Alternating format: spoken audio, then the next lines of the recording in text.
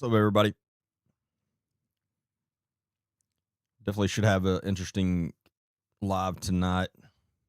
As always, a lot of interesting things to discuss. Let y'all steer that ship and see where it goes.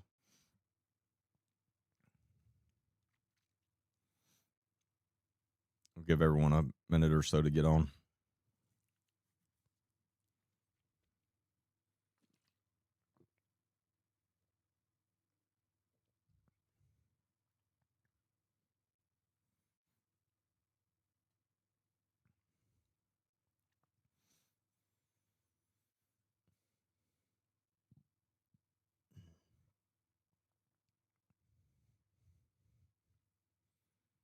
Hopefully, everyone can see me and hear me good.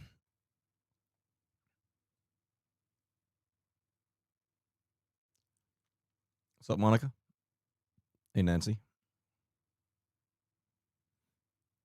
Let's see if we can find something to read tonight for Monica.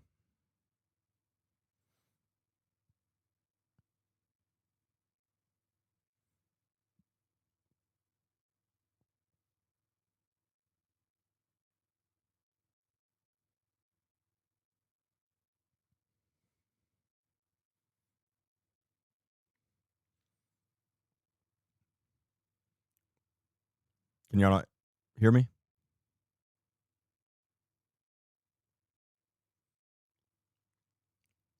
No sound on TikTok? Uh-oh. Okay, hold on one second. Let me...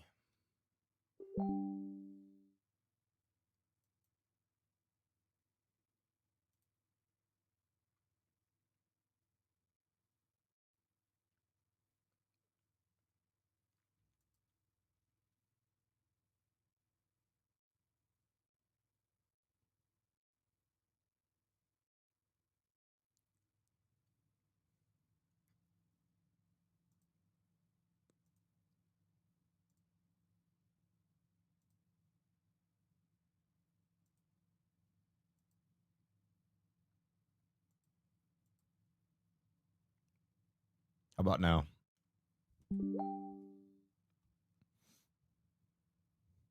Read it like you mean it.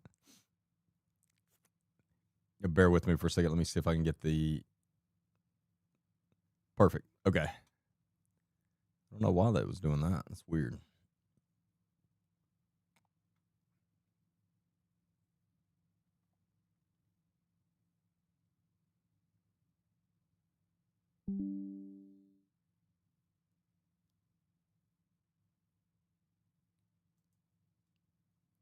All right. I'm not great at lip reading. Well, that's how you can improve. You got to practice. Yes, we do have lots of interesting things to talk about.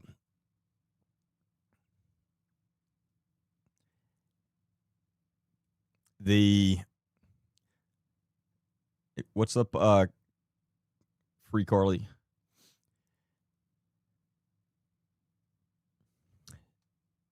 The ramp has sent a... let me get it pulled up. The ramp has sent an open letter to the city of Hamilton.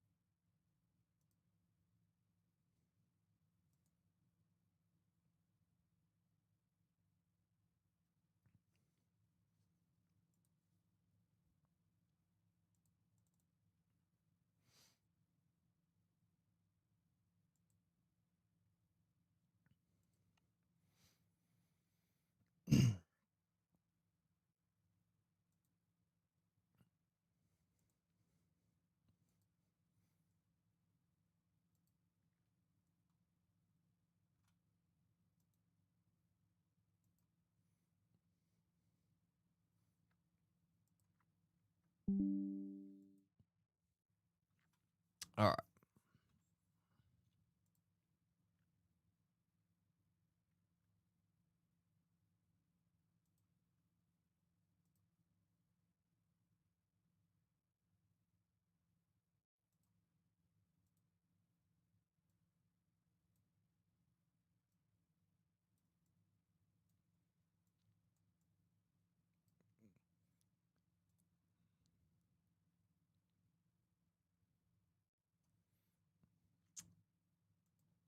Let me just do it from here. I don't know what's up with that scene there.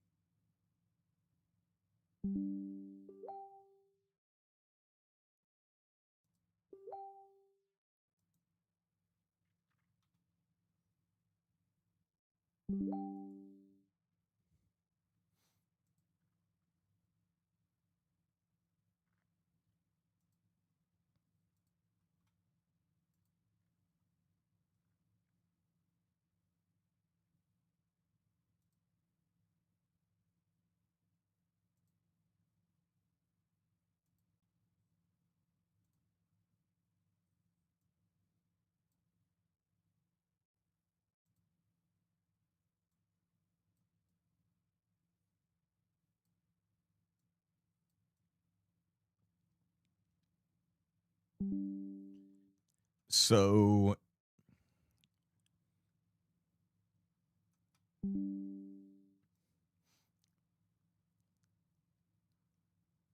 look at that. I didn't know we were going to be reading this soon, Monica. But here we are.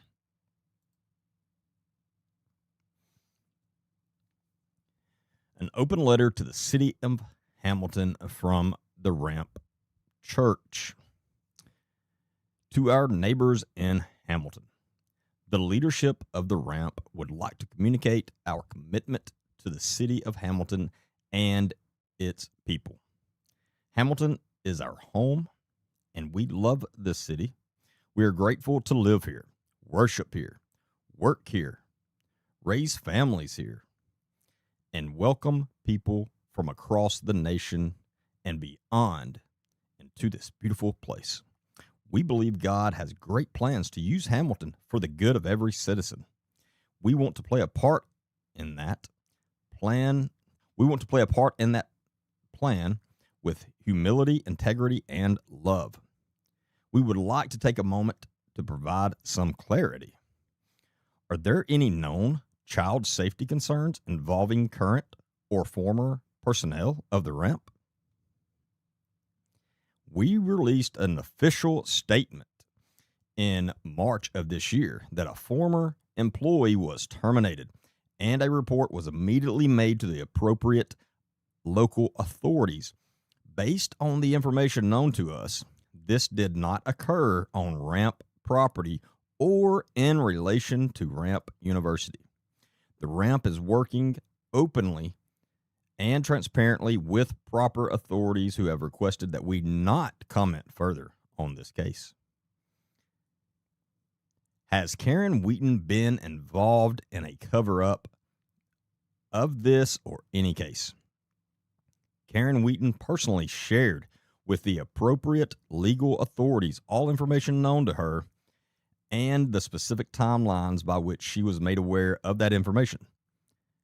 She has been requested by law enforcement to make no further comments while they continue their investigation.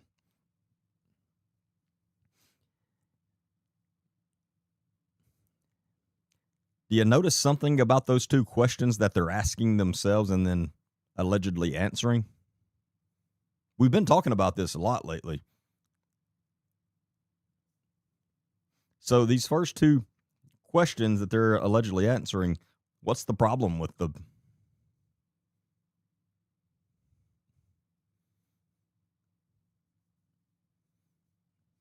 They have not answered the questions. Neither one of these answers the actual question they're asking.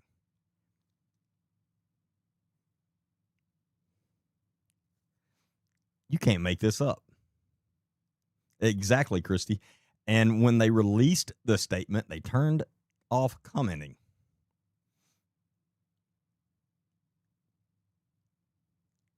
But that's the first things I notice about these first two for sure. They didn't even answer. They asked these questions and then they don't even answer them.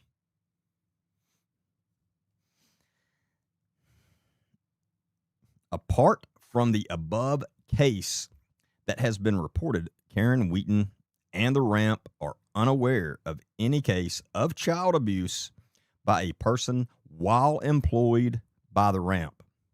That is a mouthful.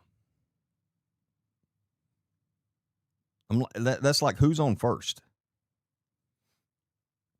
Apart from the above case that has been reported, Karen Wheaton and the Ramp are unaware of any case of child abuse by a person while employed by the Ramp. We take child protection very seriously. If anyone is aware of any such occurrence, we urge you, in the interest of child protection, to make a report with the appropriate authorities. Public rumors and online speculation do not protect children, but responsible reporting can.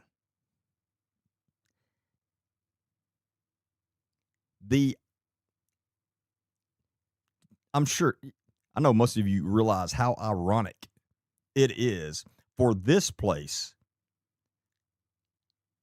to be talking about how responsible reporting can protect children.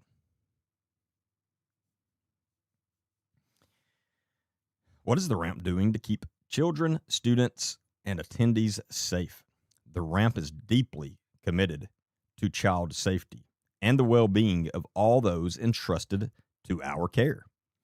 Our leadership team is continually reviewing current policies and providing training to ensure child safety and a safe culture for all employees, students, church members, and event attendees. Oh, so they seem to be thinking it was a training issue. It was policies and training issues is the reason that it happened. You see how ignorant that is? These are the things that they're working on and fixing. Neither one of those things had anything to do with what happened. That's just unbelievable.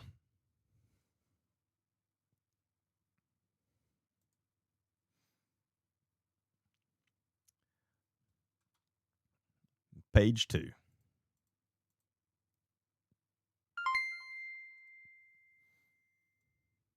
I don't know why, but that just reminded me of Paul Harvey. I know there's some of you young ones on here that have no idea who I'm talking about. But us seniors do. What is the Ramp and what does it actually do? This is a good question because I'm curious about this myself. I can't wait to read this answer. The Ramp is a non-denominational Christian ministry based out of Hamilton, Alabama. For more than 25 years, we have ministered with a focus on teaching young people that Jesus is real and that being a Christian is more than just going to church.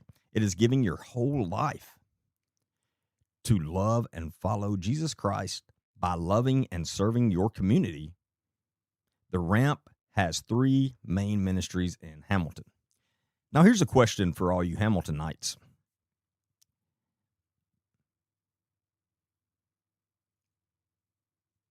Because this kind of goes against what I've heard from a lot of you.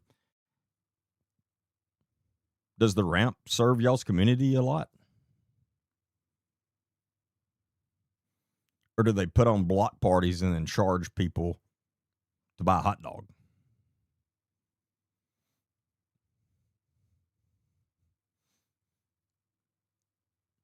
I said us seniors.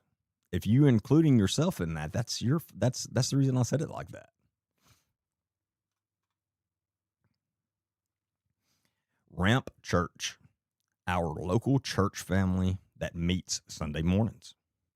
Ramp University, a ministry training school that teaches young people the fundamentals of the Bible and prayer, as well as equipping students for ministry leadership, worship leading, missionary work, and preaching the gospel through the arts. Ramp Conferences. We host a number of conferences each year where people come to worship, hear the gospel, encounter the presence of God, and be strengthened in their faith and calling. Over the years, we have welcomed hundreds of thousands of people to our city and have many lives transformed by the power of Jesus.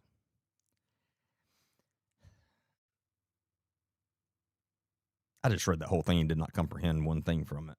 That may be a me problem, but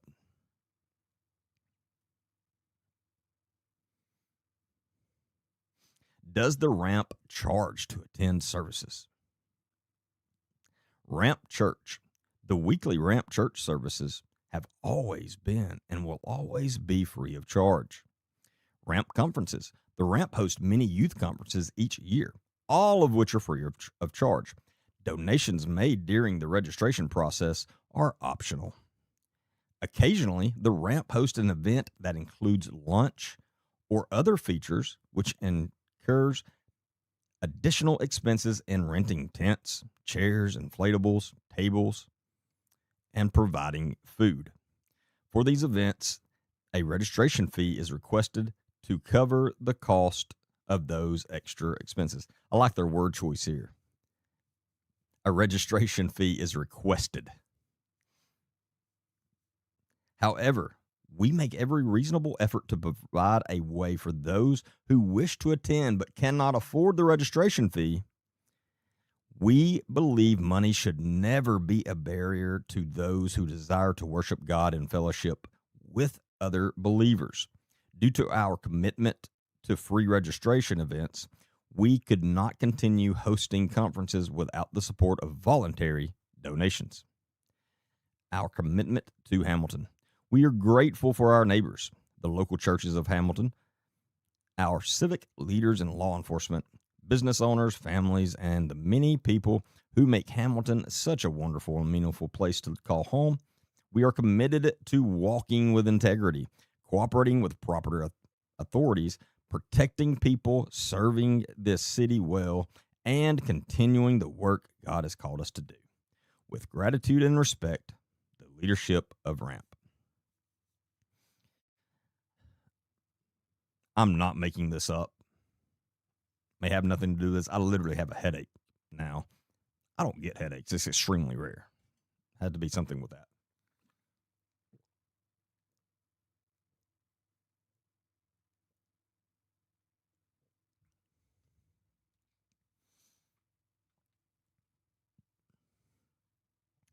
This is, like most of you have already said, this is a joke.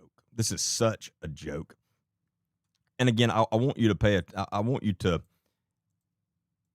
make sure what I was saying on this first page. The first question here. Are there any known child safety concerns involving current or former personnel of the Ramp? Let's see if they answer this question at all. We released an official statement in March of this year that a former employee was terminated and a report was immediately made to the appropriate local authorities. That has nothing to do with this current question. That's in the past. Based on the information known to us, this did not occur on Ramp property or in relation to Ramp University. The ramp is working openly and transparently with proper authorities who have requested that we not comment further on this case. They literally they don't answer that question in any way whatsoever. They answer that question with a response to what's already occurred.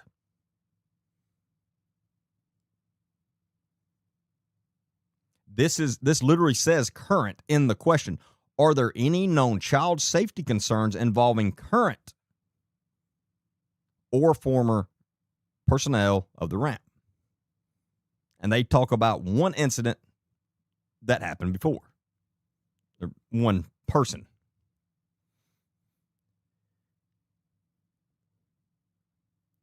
So in most of the time when people don't answer a question, they'll say some things that would make a lot of people think that they actually answered it, even though they didn't. This, nobody could read this and think, hey, they answered that question. Not even close. Like, this is unbelievable to me that this is a statement they put out. And no one realized, hey, you know what? We're not answering this question we're asking ourselves at all. Do you know how easy it should be for you to answer a question you ask yourself? Think of how bad it is, and I'm being dead serious. Think about how bad it is when you can't even answer a question that you're asking yourself. You're like they were doing this trying to set themselves up for success in releasing this. And they can't even answer the question that they ask themselves. I have not read the comment from her ex-husband yet, but we're going to do that tonight as well.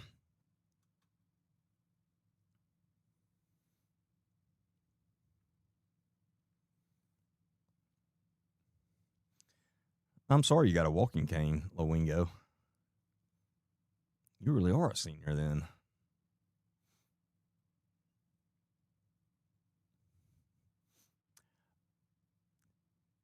Oh, Melissa, I didn't even think about that. I did not even think about it, but yes, that's exactly what happened. I'm probably the only one on here that didn't realize that, wasn't thinking about that like that. But yeah, they dropped this letter after Karen's ex put out a public response. That's crazy. Let's see if they answer the second question in any way whatsoever.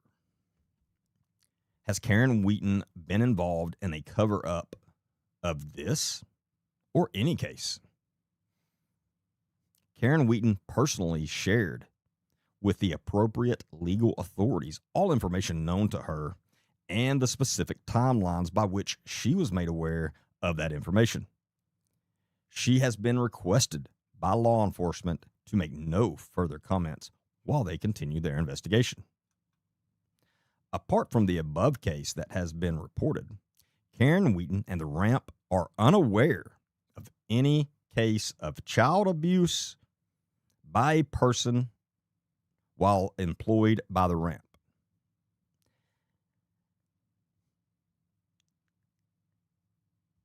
Again,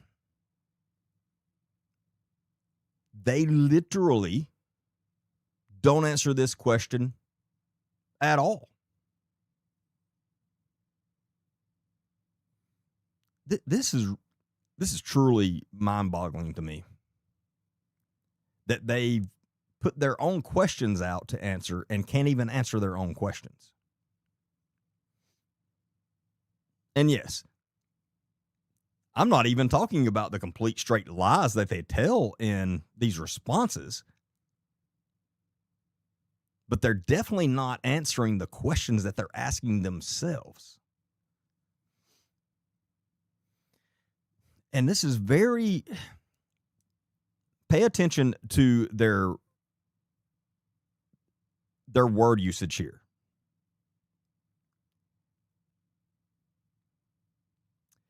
Are unaware of any case of child abuse. Now, technically, what has been happening there is not. It's a completely different thing than child. It's much worse than child abuse. I know that's weird to say because child abuse is horrible. Don't get me wrong. My opinion, maybe some of you don't agree with me. My opinion, this is much worse than child abuse. So they're not even responding with what was happening. Yeah, they're not even naming it. They're minimizing it. Do y'all agree?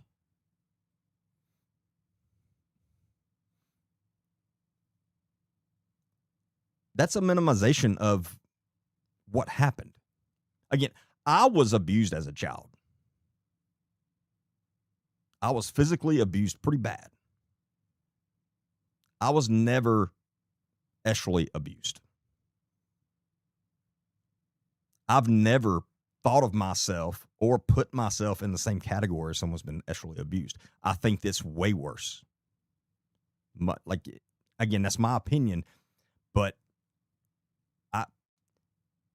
I am glad that I was just physically abused. I just would never put those in the same category. And to me, that's a complete minimization and just a slap in the face to the victims. I got to stop calling them victims, but to the survivors.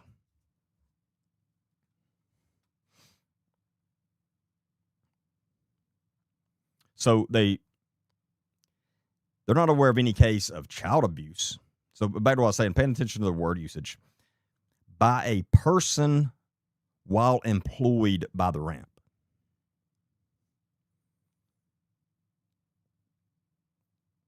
So are they saying that's their only responsibilities at the ramp? Because there's tons of people that go to the ramp that are not employed by the ramp. It's very concerning to me that they word it like this, to be honest with you.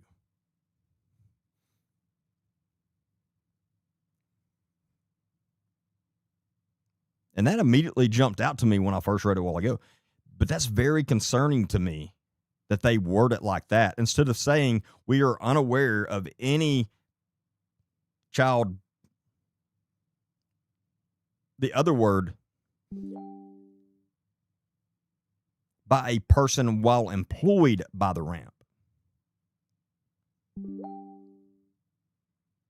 That's very concerning to me. Did whoever was writing this subconsciously word it like that?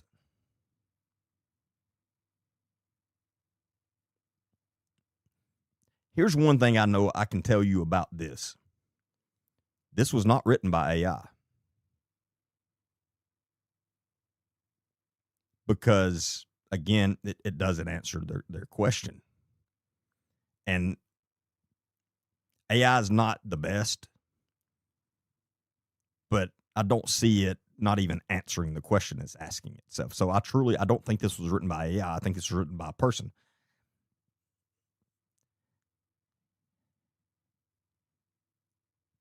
So I'm legit very curious as to who specifically wrote this, because that's very troubling to me. Why was it worded like that instead of by any people at the ramp, on ramp property? But no, it's them making a statement claiming, hey, we are only responsible for our employees at the ramp. We're not responsible for anyone else that comes to the ramp and may do something. That's what I get from that. And that's very concerning. We take child protection very seriously. That is, if it wasn't so horrible, it would be funny, but it's definitely not funny. It is so crazily bullshit.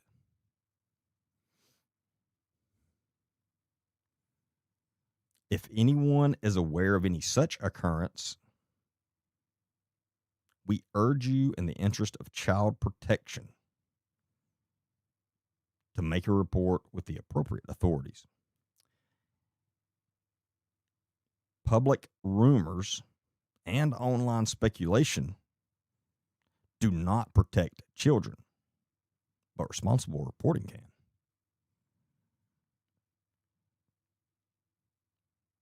I agree with that.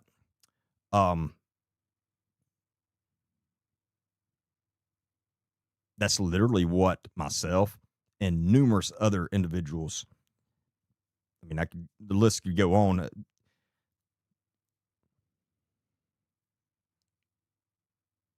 Stephen Womack,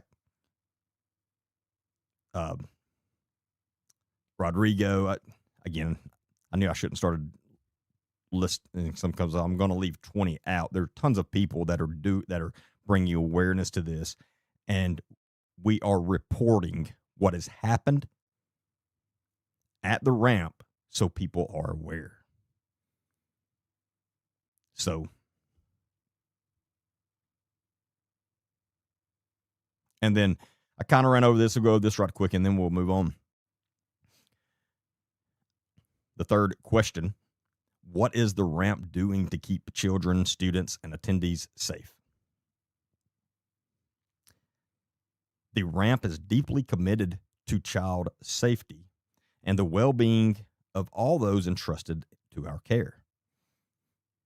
Our leadership team. So, what is the ramp doing to keep children, students, and attendees safe? Reviewing current policies and providing training. That's their answer to that. So, I'll give them this. Finally, we have a question that they actually answered.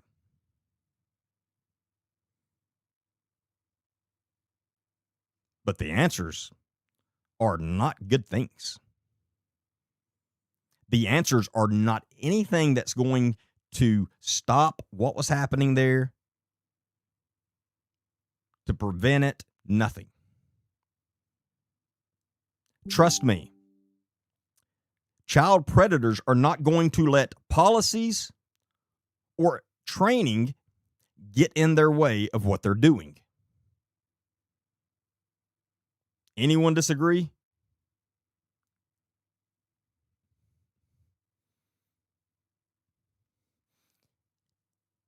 But listen, again, don't miss how ignorant this answer is to this question. What is the ramp doing to keep children, students, and attendees safe? Reviewing current policies and providing training.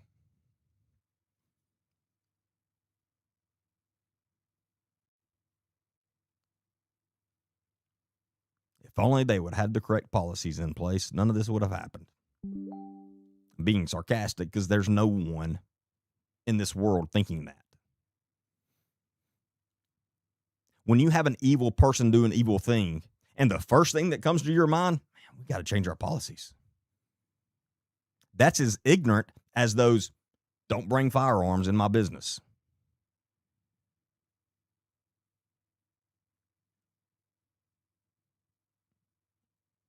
Because who's the only people that's going to abide by that sign? Law-abiding people.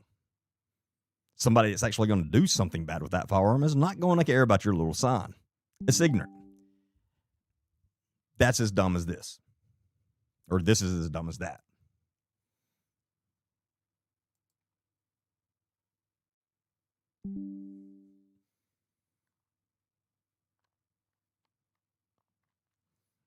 And this BS about them serving, they're allegedly teaching their students to serve their community. Again, I don't live in that community, but I have a lot of people who I consider my friends now that do, and I'm pretty sure none of them feel like the ramp is serving their community well. It's the opposite.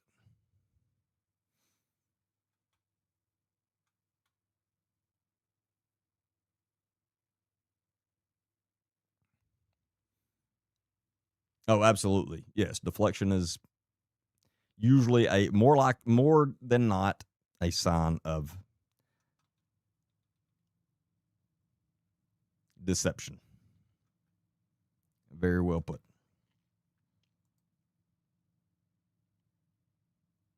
I still can't get over these first two questions that they ask themselves and then literally don't even answer the questions at all. That's honestly, even for the ramp, that's crazy to me.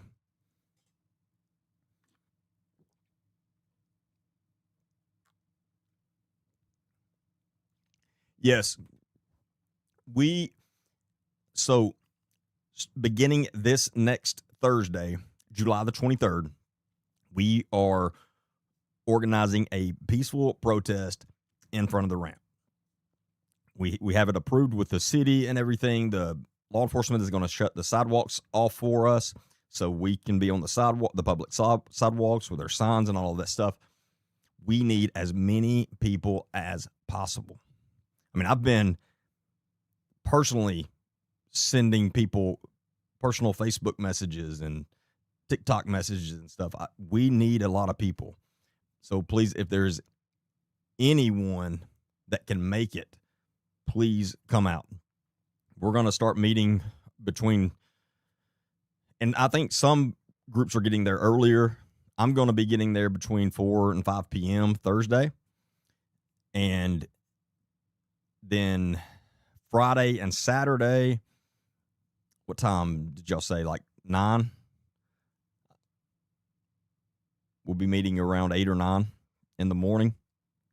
So any of those days you can come. All would be preferred, obviously, but I know everybody can't make all those days. But if any of those that you can, please come out. I think Thursday night, I'm expecting it to be the biggest turnout because it's later in the evening. So hopefully most people are off work by then, and it's going to be cooler because it's in the evening time versus, unfortunately, Friday and Saturday. And hopefully it's not as hot as it has been being, but I think it'll be cooler then. And so I hope to have a really good turnout all weekend, but especially Thursday. So please try to come and tell your friends and your family. I don't care if you only stay 30 minutes, but if you can just come out and show, we need to show everyone the, imagine you're someone from out of town and that you really haven't heard anything about this.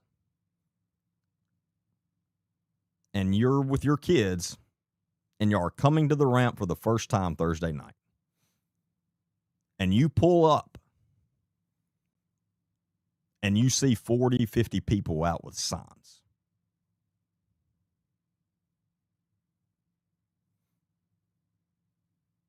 I think that would make me second guess what we're doing. In fact, I know exactly what I would do. I would have my family stay in the vehicle and I would walk over to these people and say, hey, I didn't know anything was going on. Can y'all tell me what's going on? Because I'd be very curious before I got my family out and took them in there.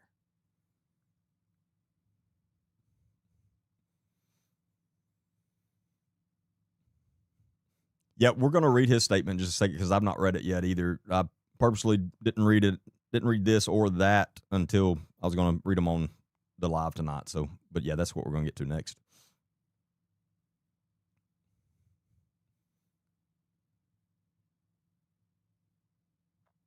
Hey, Blessed.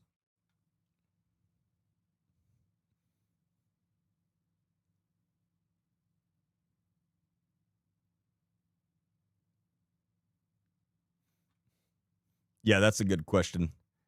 She sh- the the claim of transparency is sad. She should be transparent about where that money went. But that's something she wouldn't.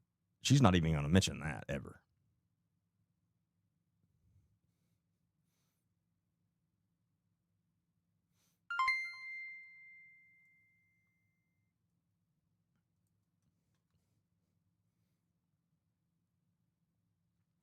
Do we need donations for water, etc.? Yes. That just reminded me. I told you I was going to put a place on the website for that.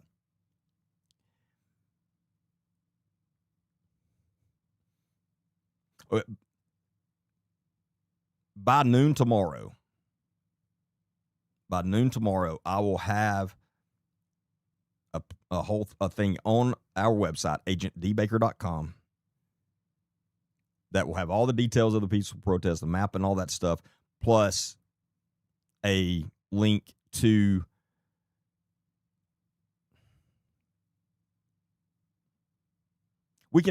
I'll do a link to our Venmo, and then I'll be fully transparent with that. And I will show how much went into the Venmo this next week.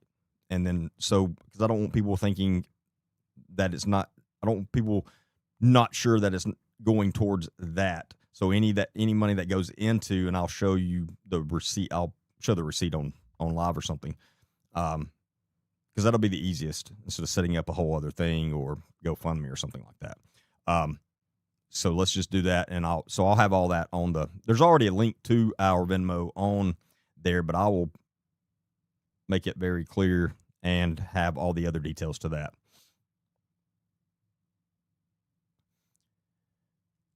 I know for a fact a family gave well over $200,000 for camp ramp, and she put the money elsewhere. She's been given millions of dollars for that. Millions.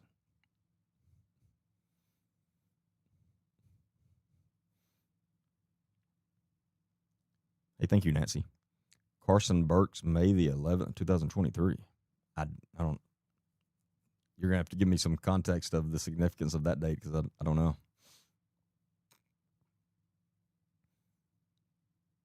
Hey, thank you, Coley. I appreciate that.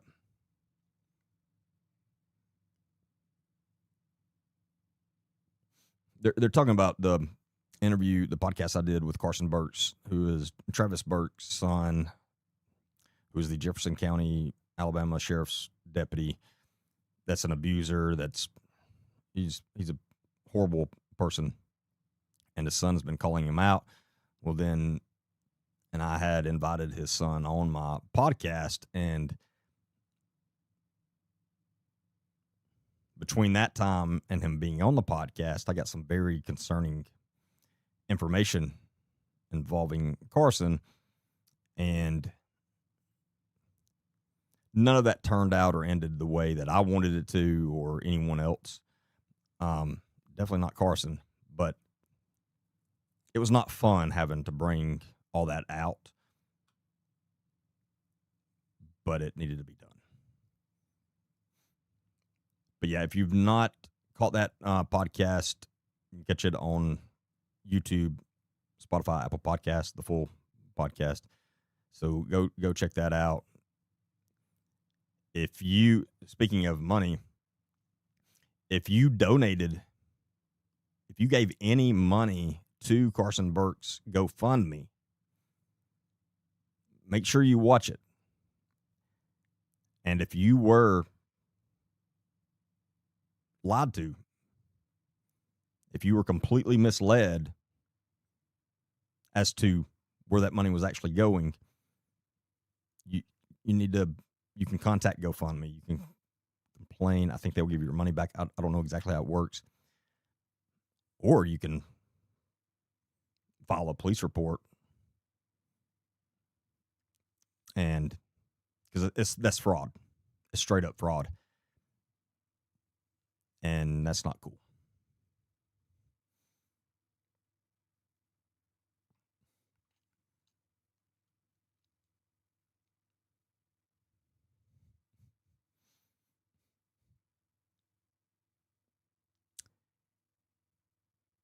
I'm going to verify that. I have no reason to doubt you, but I'm going to verify that.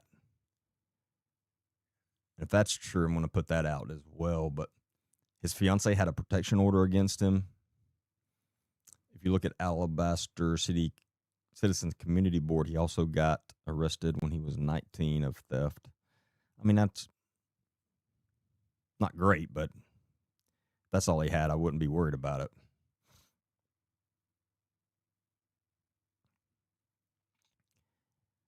Did he use the money for his own case or against his dad?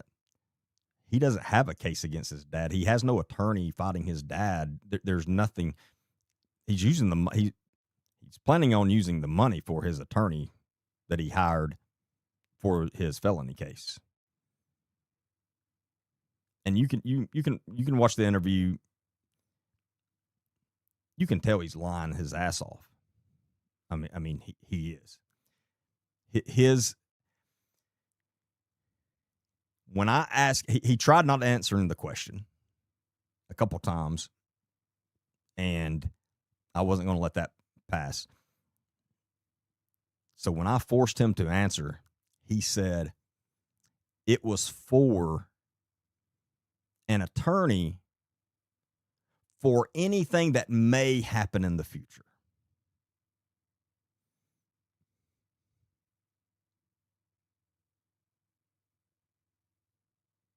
Now, even if I didn't know the truth there, when I heard that answer, I would have known that doesn't make any sense, Carson. Like that's bullshit. Like, what are you talking about? You're saying that you started a GoFundMe to raise money to pay an attorney for something, anything that may happen in the future. So you're just randomly getting an attorney on retainer, like most regular people do. That's sarcastic, obviously. A lot of businesses do, not regular personal citizens. It's. I'm telling you, that's what the money's going to. I'm so, and again, and I want to make this clear. If you still want to give him money for that, that's fine. I'm not telling anyone not to give him money. So don't misunderstand me. I'm not.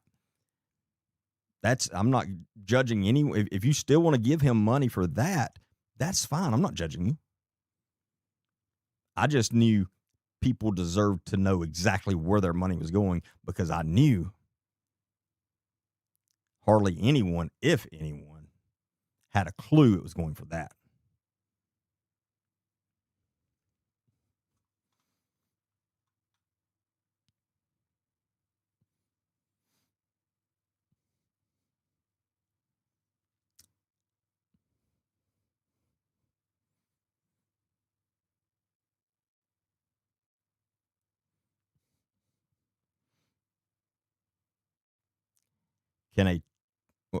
Hold on, I'll get to your question in just a second. Brita?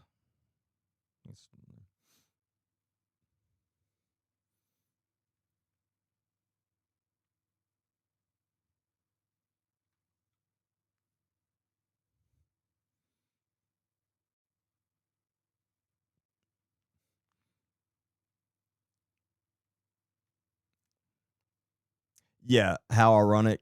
He came out about his father's abuse just days after he needed an attorney. Yeah. And I originally was saying, just look at when he started begging for money. And when he started the GoFundMe was just soon after this June the 19th incident. Then it was brought to my attention that's actually when he started doing all of this. Now, one thing I want to make sure I'm very clear about, I don't want anyone misunderstanding. In no way does this take away the piece of shit his father is. No way. Between the videos we have of Travis Burke's outburst, punching his children, breaking windows, I mean, on top of other pictures, text messages, on top of now quite a few people I've had personal conversations with about who Travis Burks really is.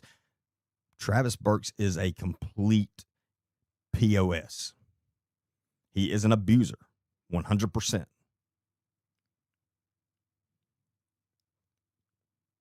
I know Travis Burks abuses his wife, and has for a long time. The only thing I question at all now, and I hate to even say this, but I'm just trying to be fully transparent.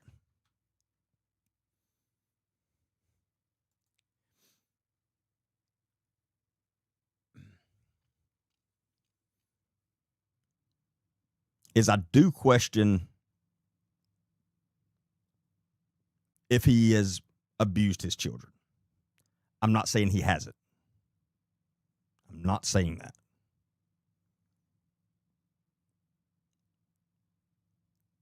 But the things that the reason I say that is I've gone back now and tried to see what all allegations has there been that the only person and the only evidence of those allegations are Carson's words. And so those things I don't trust because Carson is a manipulator. And he told so many lies just during my interview. It was crazy. So I don't trust Carson at all. So if that's the only evidence I have of something, then I don't trust it. But now, like I said, we have plenty of evidence that Travis Burks is who we thought he really is and who he's been portrayed to us. That's who Travis Burks is. He is horrible. He does not need a badge. He does not need a firearm. It's crazy that he still does. And we're not going to stop screaming about him until he is at least out of that field. So I don't want any of this to take away from who Travis is at all.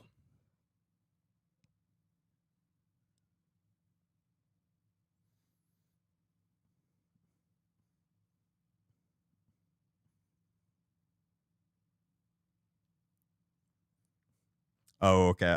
Yeah, so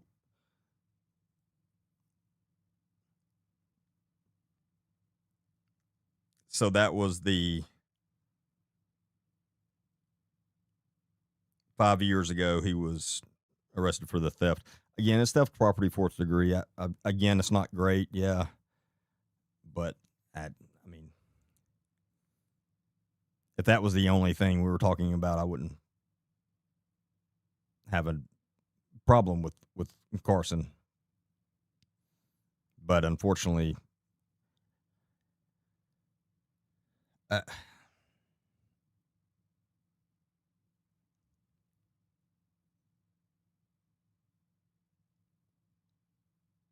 and there's also little tiny details and things that I know that I'm not going to repeat to keep people's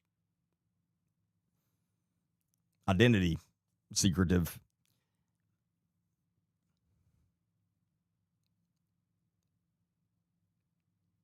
Carson is not a good person. And again, I wish that hadn't came out like that. I wished he was. And when I first picked up on the story and started talking about his dad, I had no idea that that's where it was going to lead. When I invited him to come on my podcast, I had no idea that's where it was going to lead. But here we are, and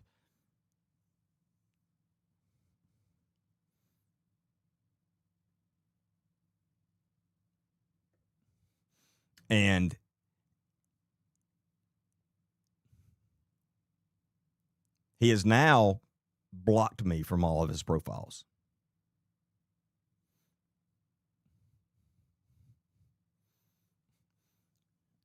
Yes, there is a pending case of felony assault in the second degree against him and his girlfriend. Yes. Pretty serious felony. Could go to prison for it. Not saying he will, but he definitely can. And it's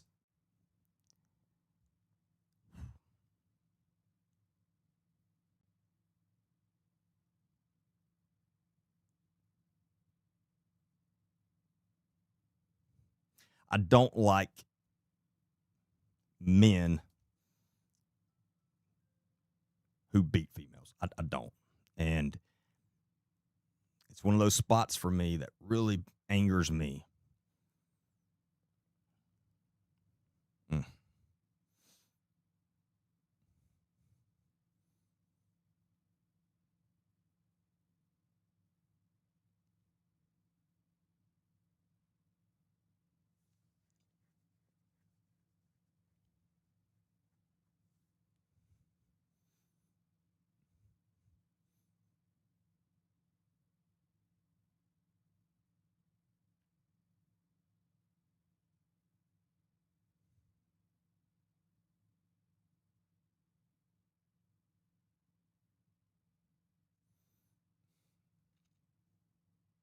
Yeah, wait a minute. My brother's calling.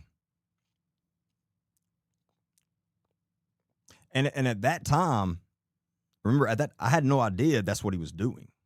I knew something was up because of the timing. I was like, oh, no, literally right when I say that date, I knew something was up. Honestly, that was the last thing that I would have thought that he was doing. That never even occurred. I never even thought about that because I had no idea that he had me on his live. And keep in mind, before that, Carson had no idea I was going to bring that up. In fact, if he would have, he wouldn't have came on my podcast. So in his mind at that time, while he secretly got me on his live, purposely lying to me about it, I'm just a guy that has offered him to be a guest on my podcast to bring awareness to what he's putting out.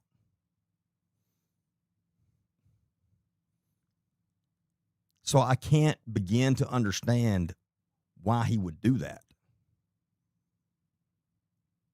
Now that I've spoken to people who know him pretty well, every single one of them has said, doesn't surprise me at all.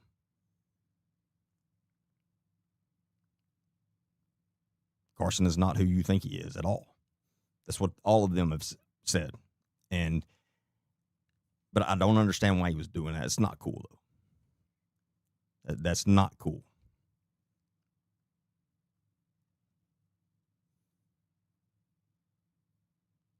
But one tip that everybody should take from that, if you're planning on lying to me, I would not suggest coming on my podcast. I'm not going to catch every lie. I wish I could, but that's impossible. I'm not going to catch every lie. But I wouldn't chance it if I were you.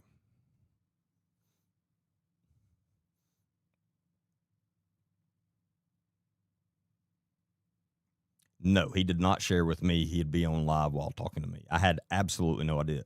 And then you see, if you watch the podcast, you see he was even sneaky about it and lied to me about it when he turned it off. Even then, he didn't say, hey, we're on my live. I had no idea.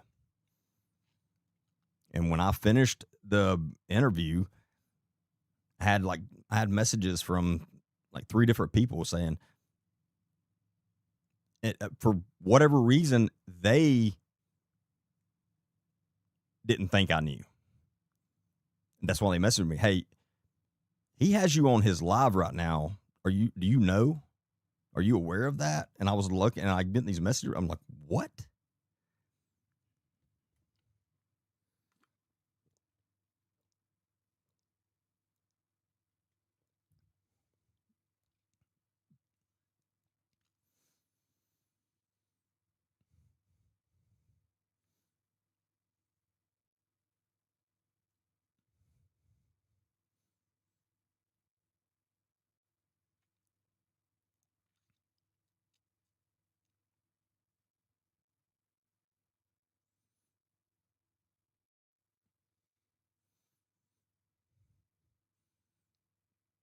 The only Monica said, why would he secretly put you on his TikTok live? Why wouldn't he tell you he wanted to have your interview on his live? I don't know. That's a good question, and I wish I knew the answer. The only thing I can think of, and this may not be the case, but the only thing I can think of is maybe he was afraid he was going to have to share the money with me or something, which would not have been the case. But that's the only thing I can think of. Because I can't think of any other reason why he would have secretly had me on his live during that interview. I can't. So I don't know.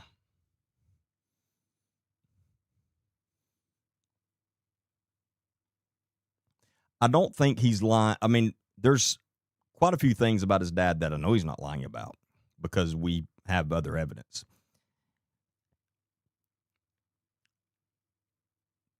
His dad abuses his mother and has for a long time. No doubt about that. No, absolutely no doubt about that. His dad is an abuser.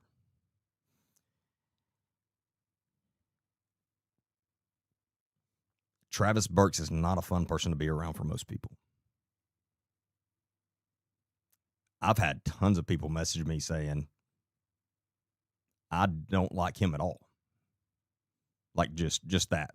Man, I'm glad that y'all are calling attention to Travis Burks. He's an asshole. Like a lot of people don't like that guy.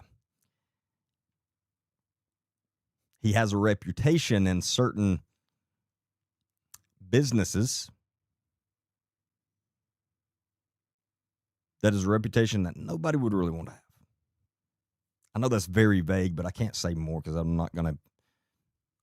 I protect people that tell me things. So he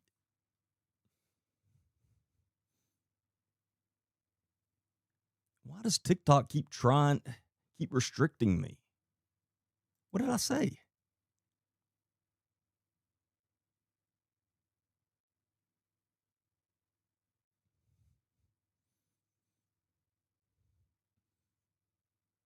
Anyway, I don't know what's up with TikTok. I don't know what I could have said for them to. This is the second time during this live that they have restricted me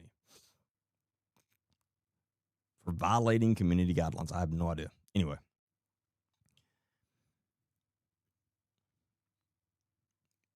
But, and so what I said earlier, the only thing I question, and I'm not saying it didn't happen, but I'm saying the only thing I do question is if Travis actually abused his children. I'm not saying he didn't, but those accusations, the only evidence that we have of that, or that I have of that, is Carson's words, and I don't believe anything he's saying. Yeah, somebody's reporting my live on TikTok constantly because I have not said any. I mean, I've not done anything during this live that would bring that up, like not even anything close. So,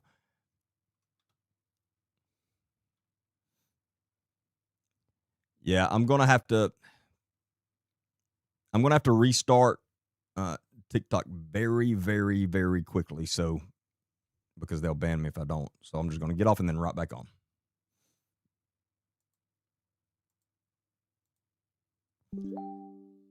I hate TikTok. I truly do. I hate it with a passion.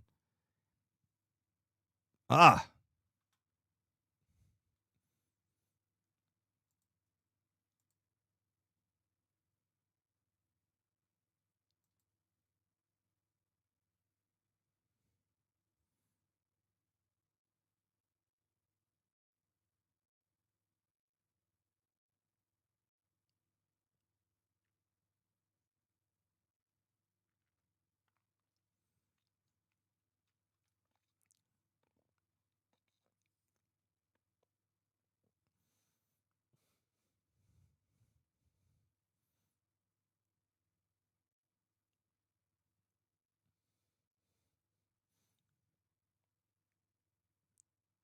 It's, yeah, okay. Maybe it's the word.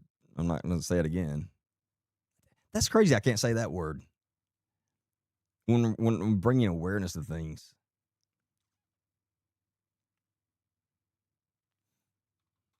And I don't know. It's hard for me to believe that, but it is possible. You could be right for sure.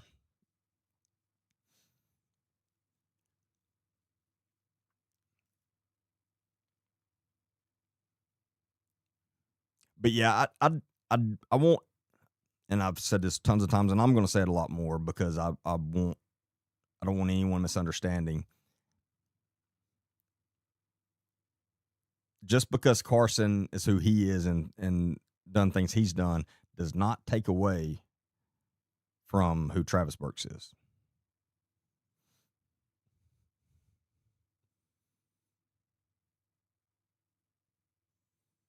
I'd like to hear your body language analysis for me. He was showing so many signs of deceptions. Oh yes, no, there's tons.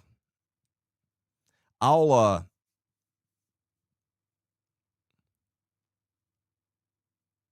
we can do that. We'll do that Monday night during live.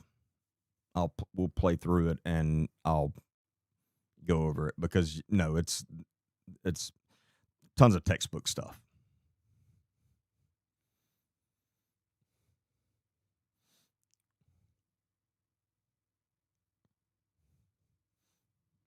Oh, was it happening every time I said that word? Like I said, you could be right for sure. I don't know, but anyway, they're unfortunately they're both bad people.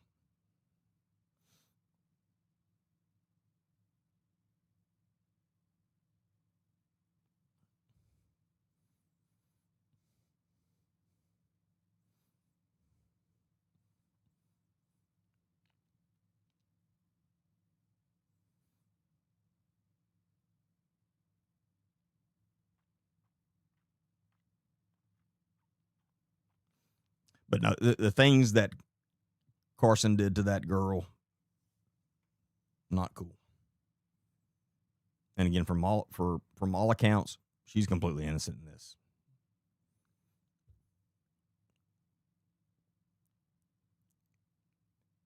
He and his girlfriend. And somebody was saying, how do we know it's not his sister?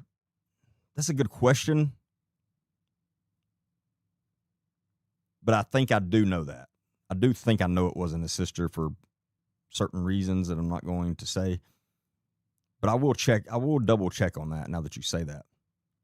But they go to this girl's house, sit in her driveway, and wait for her to return home. So she pulls in, doesn't know the vehicle. She's like, I wonder who this is. She gets out of her vehicle. They get out of theirs. They walk up to her. And she's like, can I help y'all? And he spits in her face. That's the first thing he did. He starts cussing and spits in her face. And she's like, who the hell? She didn't even know who he was. She did not even know who he was.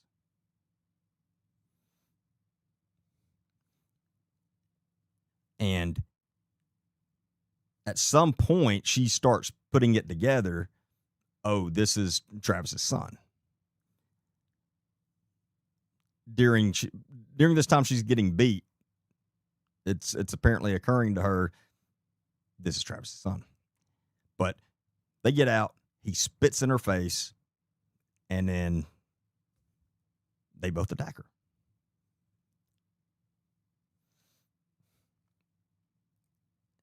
He punches her in the face quite a few times. They get her on the ground. And while the girlfriend is on top of her on the ground, hitting her, Carson is kicking her. And this was all witnessed by a neighbor and another source that I can't talk about right now because this is still an investigation. But it happened.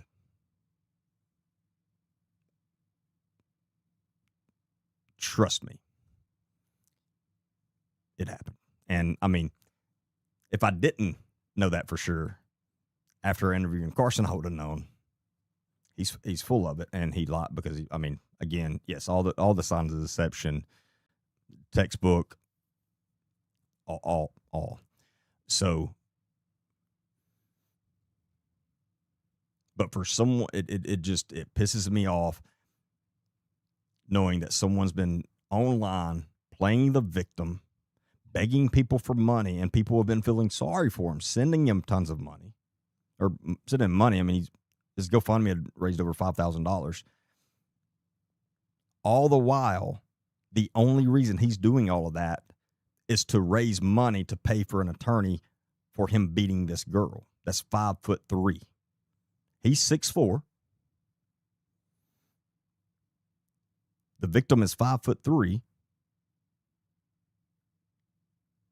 I can't remember the size. The girlfriend was bigger than her too, quite a bit bigger, but I can't remember the actual size. That I'll have to go back and look at the report. But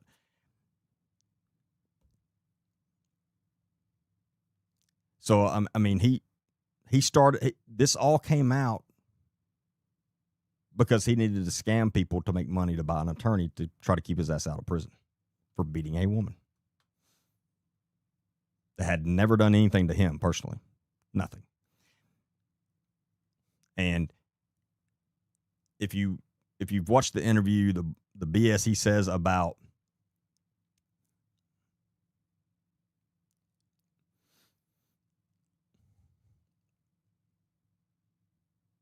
I wasn't necessarily meaning height. I'm trying to be nice, to be honest. The BS he says about when he goes into trying to justify why he went and they beat this poor girl. She's been, I mean, going over my mama's house, harassing her nonstop.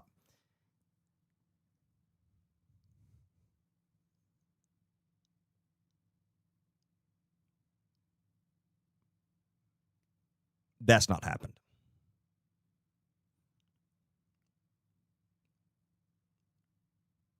The way I know that is because when he was telling it to me,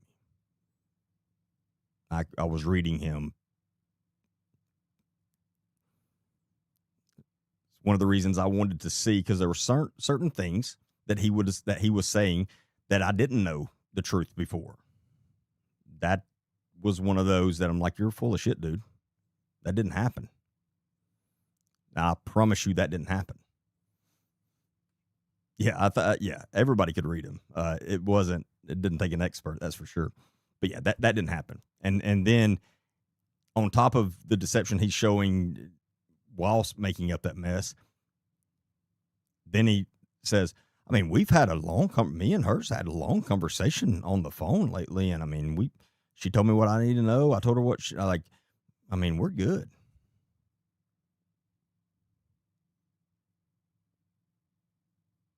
Which, no way that's true. That's the other list of things that didn't happen. But when you look, the reason I'm saying it like that is, hold on, Carson, you're just saying how horrible this person is, and that she won't leave your mom alone. She's harassing your mom. She's telling her she's going to beat her. She's threatening her nonstop. And then you just have a normal 2 or 3 hour conversation with her on the phone, and you are good? Well, that doesn't make sense, Carson.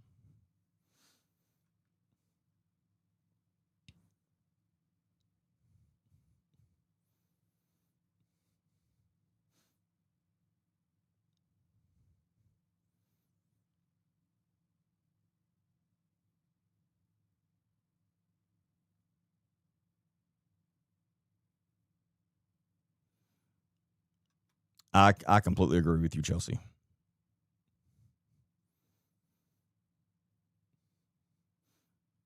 And yes, I don't. And again, there's no way that's true. But yeah, if it's an open investigation, which that is true, it definitely is. Her attorney wouldn't allow her to speak to him at all. I don't know. I mean, why would she speak with him at all? Like, they hurt this girl at her own house out of nowhere.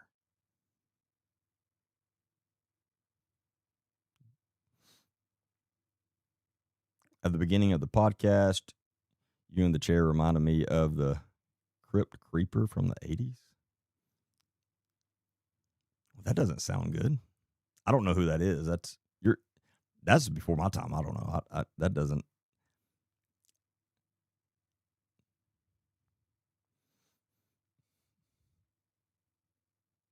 No, the police were called then while it was happening. Now the suspects were gone by the time they got there, but no, the police were called then.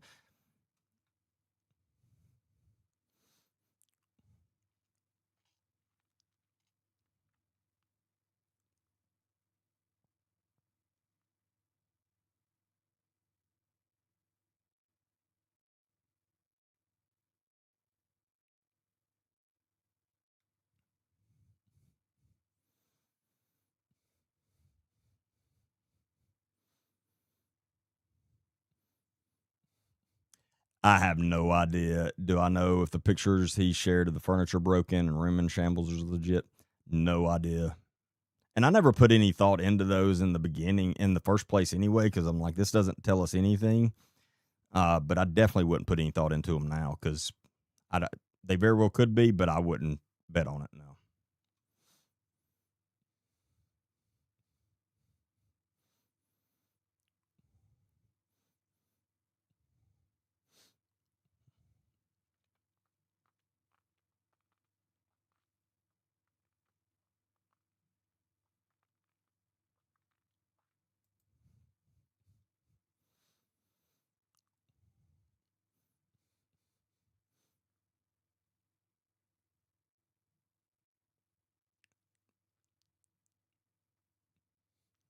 How did that? I was reading a comment on Facebook and then it just disappeared. Like literally, where did it go?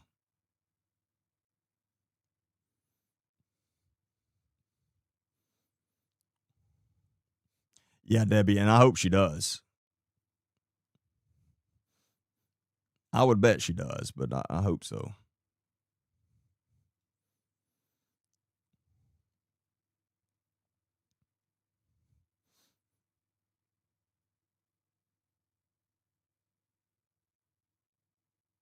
No, dad is 100% abusive to the mom for sure. Dad is dad has a lot of issues,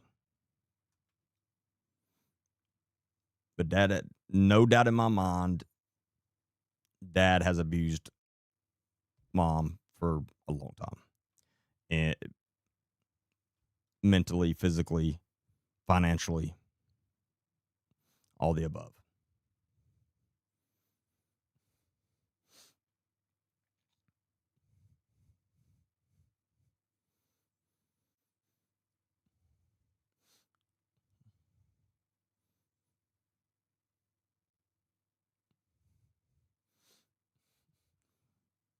The only thing, one other thing that was not necessarily, or that was overly exaggerated. And I don't want to say this because I don't want people misunderstanding and it taking away from who Travis is, but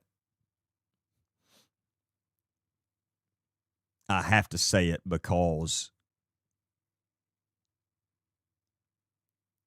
even myself has downed Alabaster Police Department a little bit over this, and that was not fair.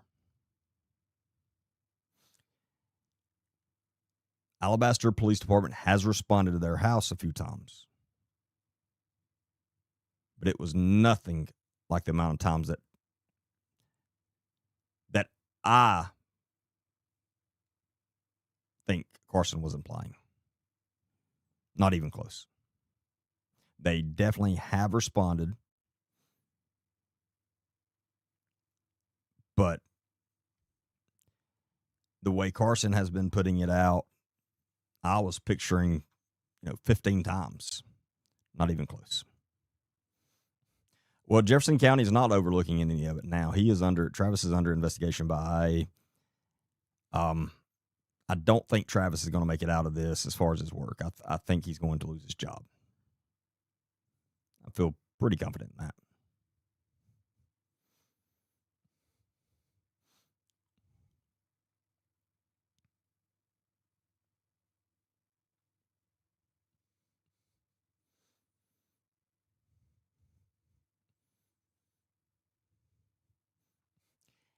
He said dad pulled up on scene, but that's not true. And there's what Dad drove by twice in his patrol vehicle at work on duty while this was happening. Dad did not stop. How do I know that? That's literally what this current big IA investigation is on Travis.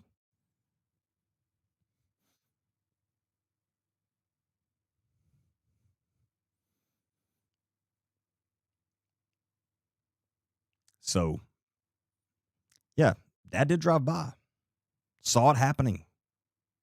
Neighbor trying to wave him down because he's like, oh, great, there's a police car because 911's been called.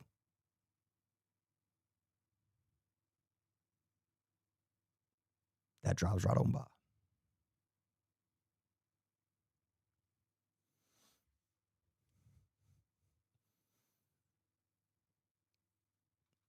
That's why I think he's going to lose his job.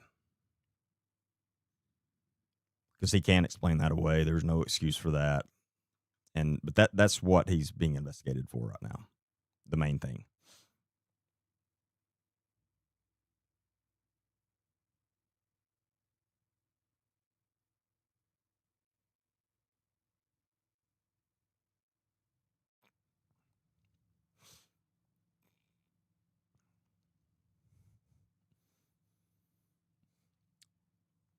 Correct, Chelsea. Twice he drives by. No.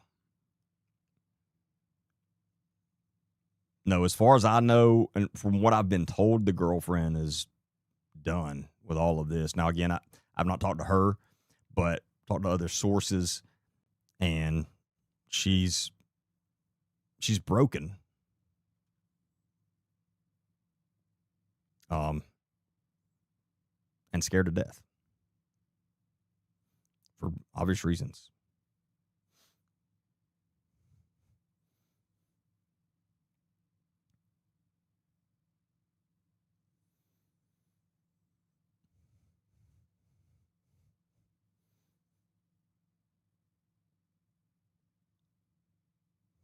Yeah, the podcast is on my YouTube channel and Spotify and Apple Podcast.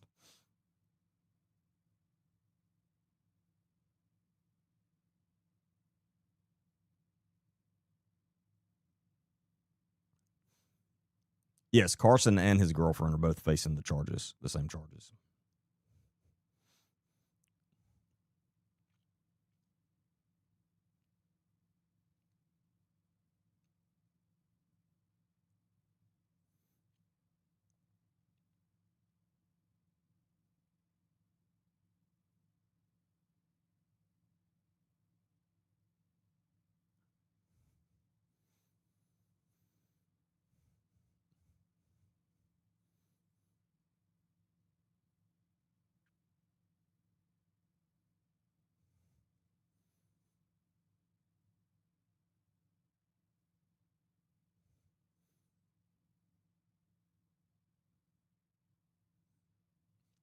And one thing I want to address, because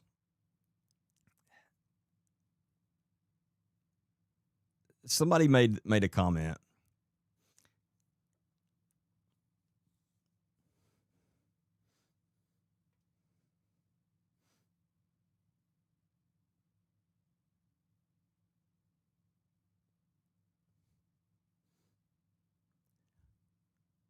Lowingo, what in the world?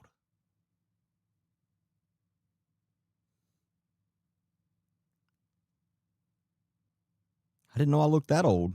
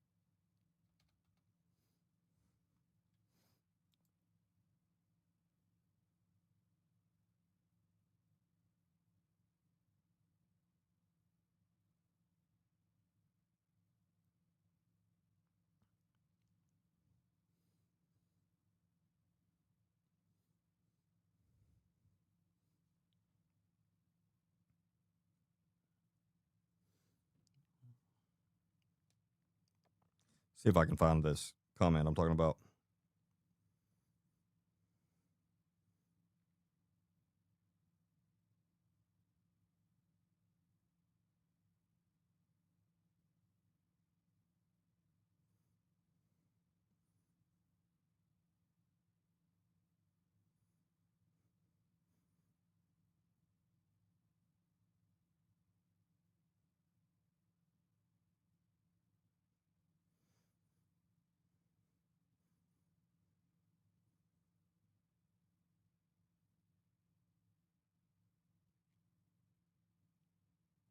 What I did with it.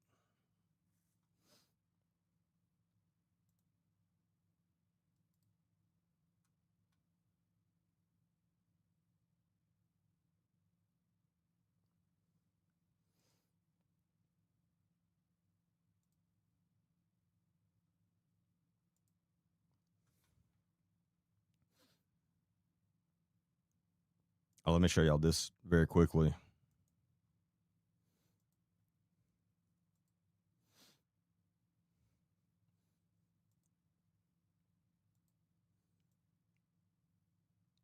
So this is who Lewingo said I was looking like in the beginning of that podcast.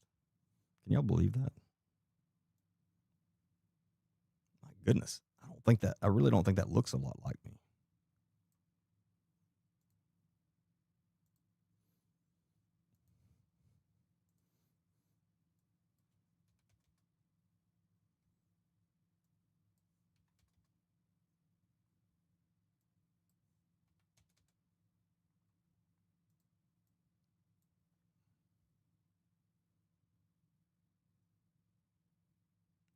What do y'all think?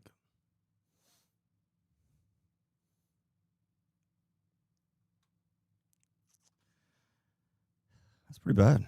That's pretty bad.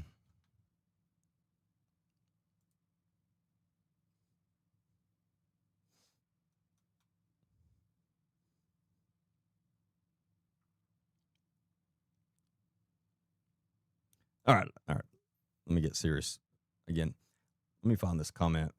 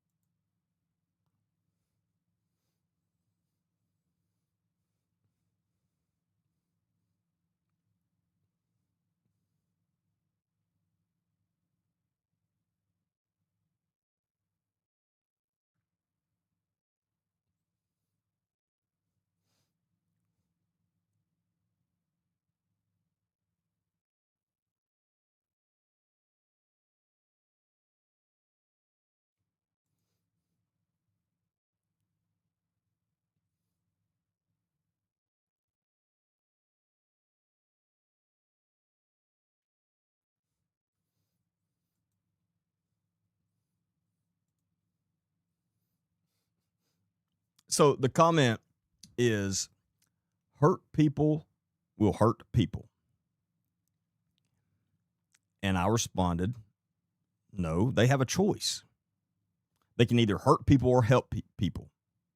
Just because you were hurt does not mean you're going to hurt people. And it definitely does not mean you have to. That's an excuse people use. That's an excuse hurt people use when they hurt people. And that's all it is an excuse. And I want to make sure everyone understands that.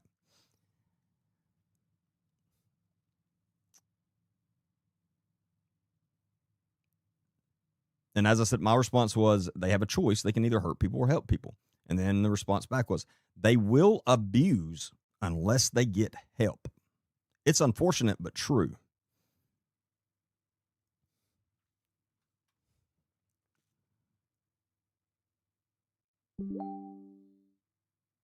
That is bullshit.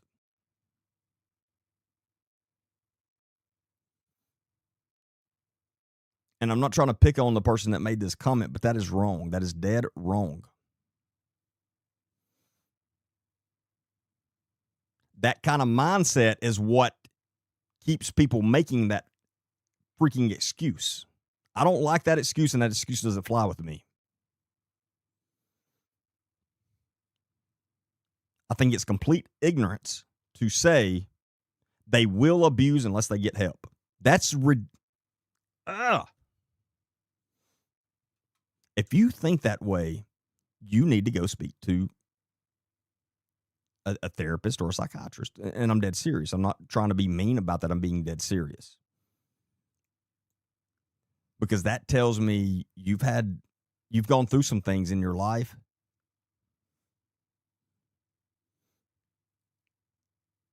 I'm muted.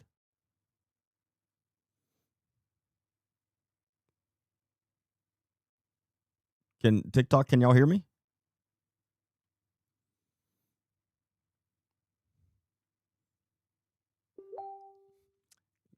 Gloria, it must be on your end. Everybody else can hear me. But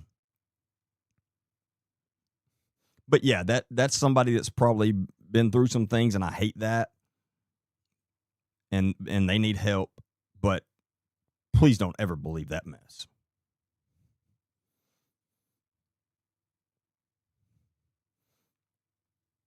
If you're a grown adult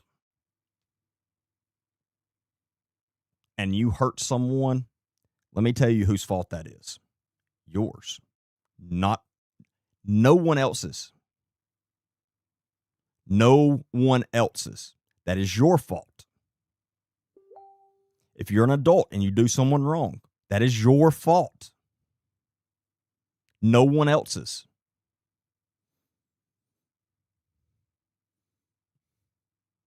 Exactly, Chelsea. I don't have to take accountability because I was hurt previously is a totally whack mentality. Absolutely. But I saw that comment, and that was very concerning to me.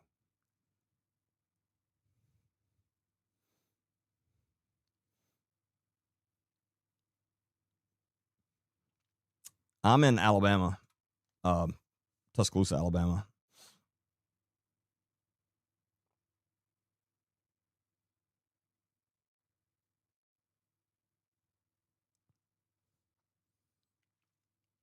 But yeah, whoever has got you believing that, they're evil, and they manipulated you.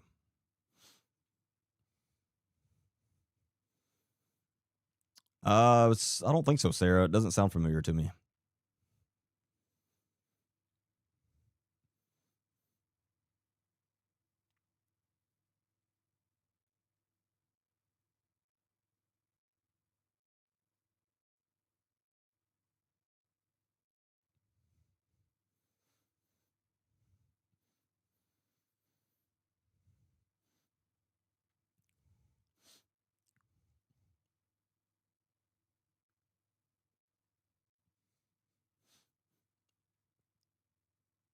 Oh, you're out of Northport? Oh yeah, you're my next door neighbor. I lived in Northport for a long time. I lived in Northport for about 15 years. But I live in Tuscaloosa now.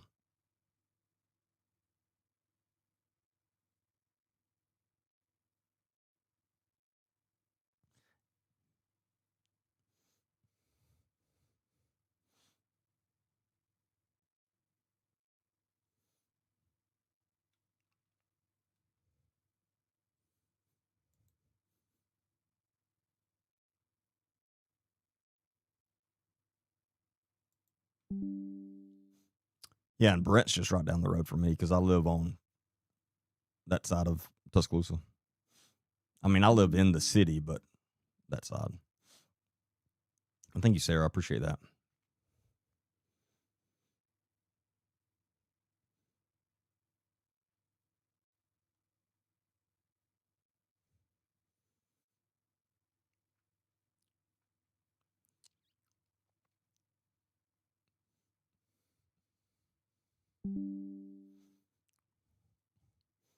But yeah, don't ever believe that mess. And anyone that ever tells you that, but someone that especially mentally hurts you, anyone that I mean physically, anyone that physically hurts you,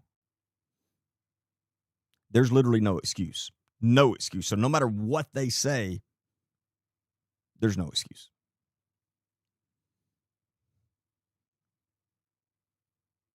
Not even close.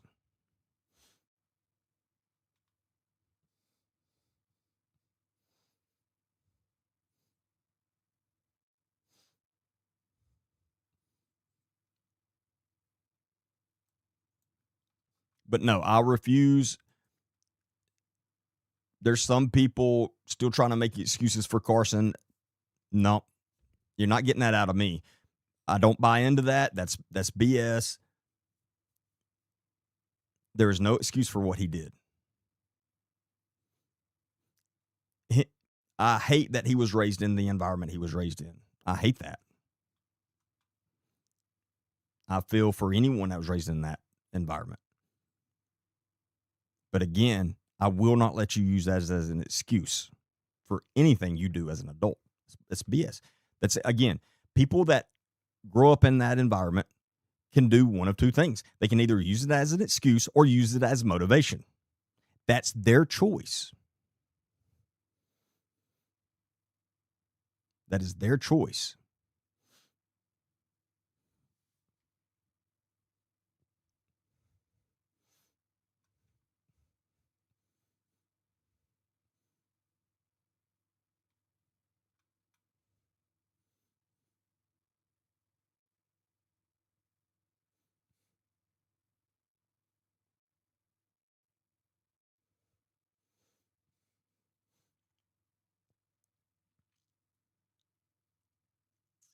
And then I messaged him right after the interview when I found out he had me live.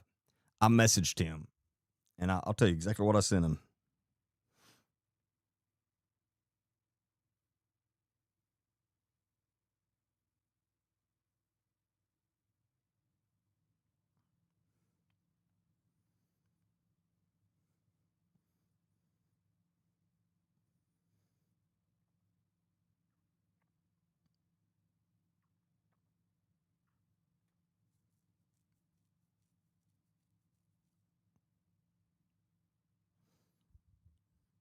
I said, "Did you have us live?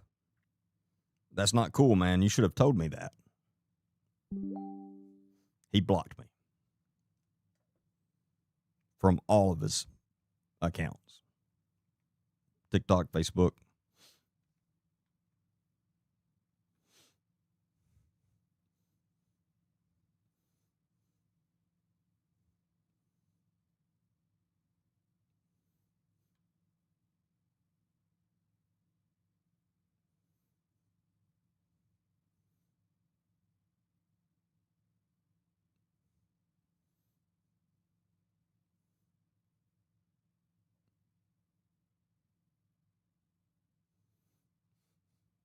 When they block you, it means you won. Absolutely.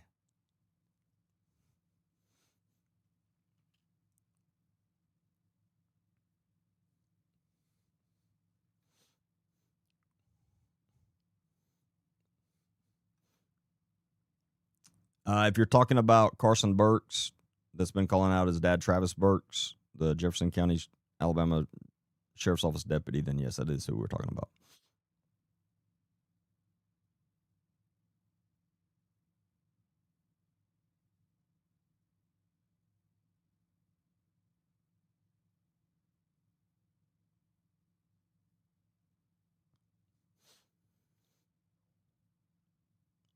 Oh, yeah. As soon as I mentioned the June 19th, his eyes got as big as they possibly could.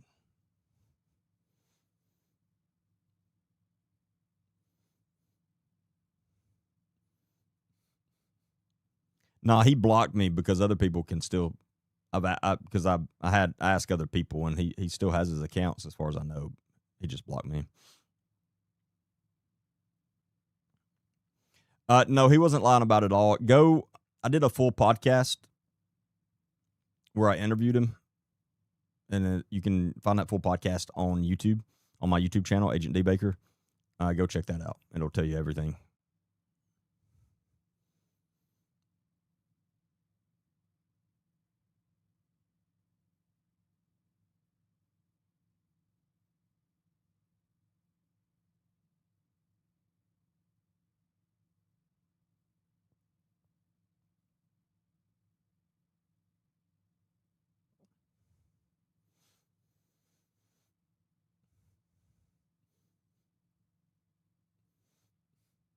Are you talking about me?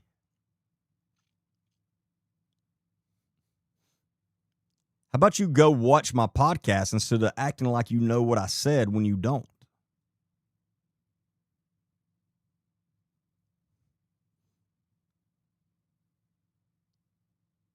Why would you not care about what his dad has done and is doing? I've literally said the opposite more times than I could count. If you would go watch one of my videos I've done on it, you would know that. But you're ignorant, and so you get on here and you make a ignorant statement. Go watch the stuff so you don't look like an idiot making dumb statements on here.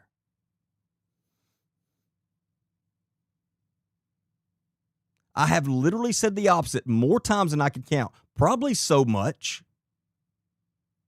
that a lot of people are getting tired of hearing it.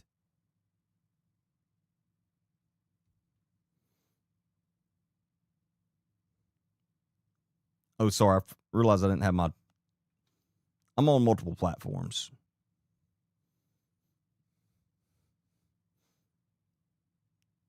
So for you to say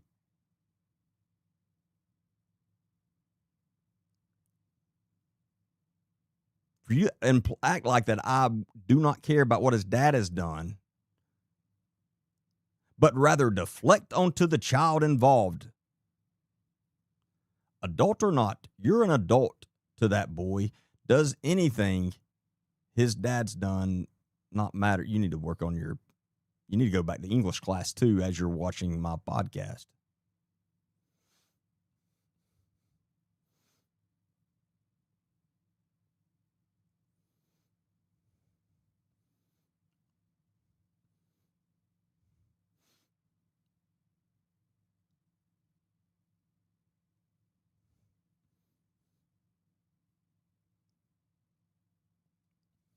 If you watch my stuff and you still think that, then you literally cannot hear or you can't comprehend English, which is possible by looking at some of your writing.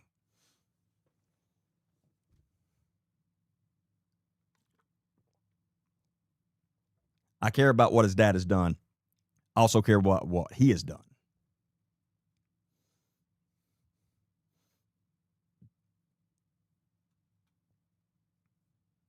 But you're making yourself look pretty dumb right now, so that's on you.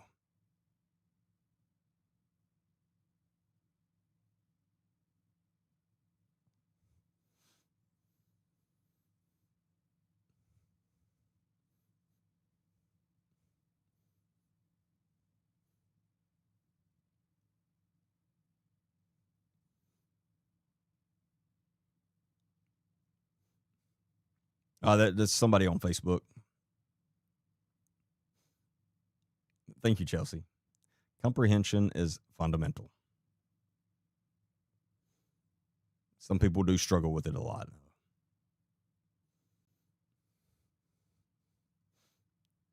Sonny, I don't yet.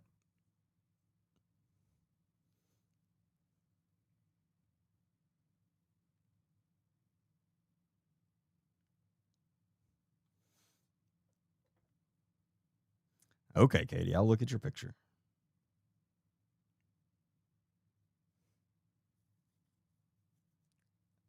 What? I don't even, that doesn't even make sense, Katie.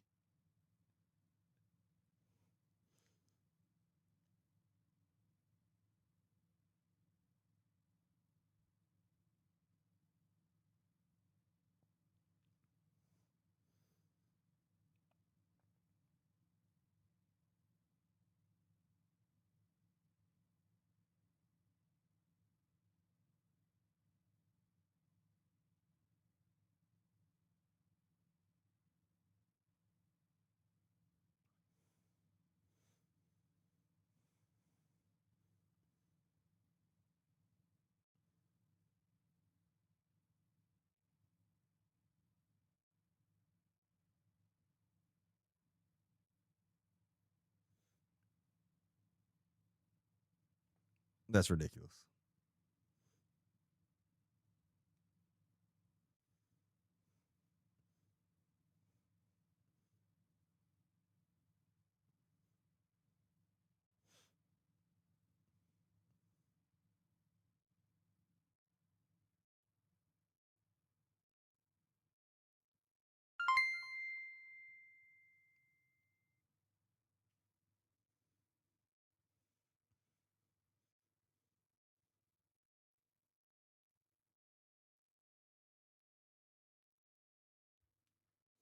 Hey, thank you, Mary. I appreciate that.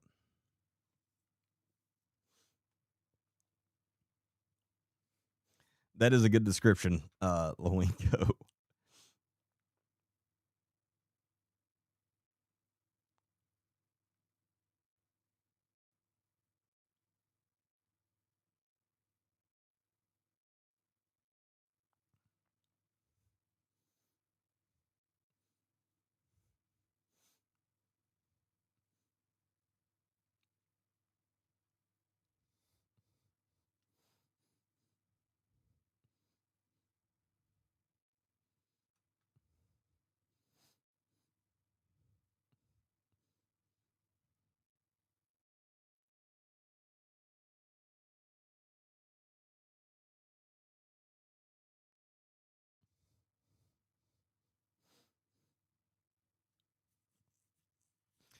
My the pro all the protest info will be on my website, agentdbaker.com, by noon tomorrow.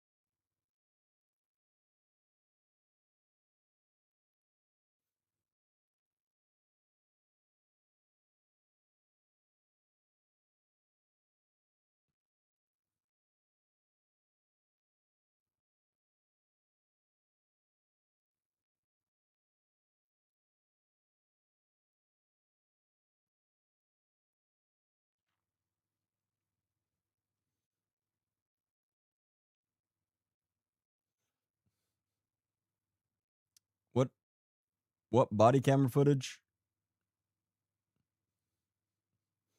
What body camera footage are you talking about?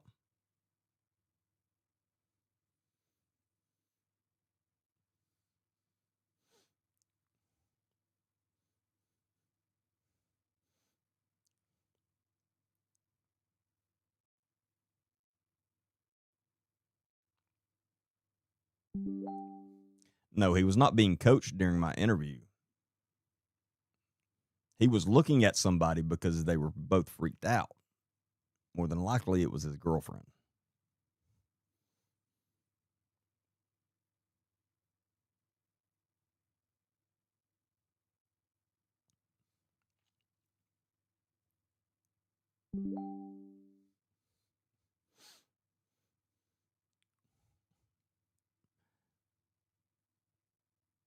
Your body camera is not going to be turned on when you're just driving in your patrol car. That's not the way they work.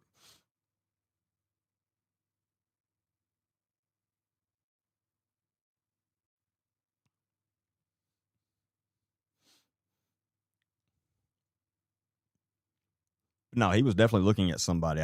I'm sure it was a girl. I mean, I was figuring it was his girlfriend at the time, too. Dash camera is not going to be on when you're just driving either. But read between the lines when I say there's no doubt he drove by twice.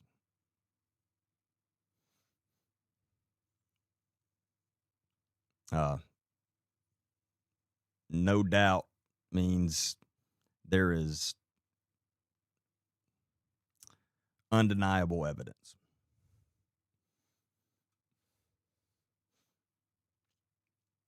Yeah, I can explain how the body cameras work. So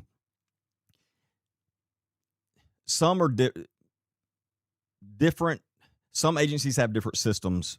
For the most part, on average, your average agency, your body camera is going to be connected to your dash camera. If you turn your lights on, your flashing lights, your blue lights in your vehicle, then your dash camera is going to automatically come on and your body camera is going to automatically come on. Most places, it's also going to pick up they're constantly recording, but they're constantly recording over themselves. So when you turn on your body camera or your dash camera, it will go back, and it depends on the setting that the agency has. Some agencies have it going back a minute.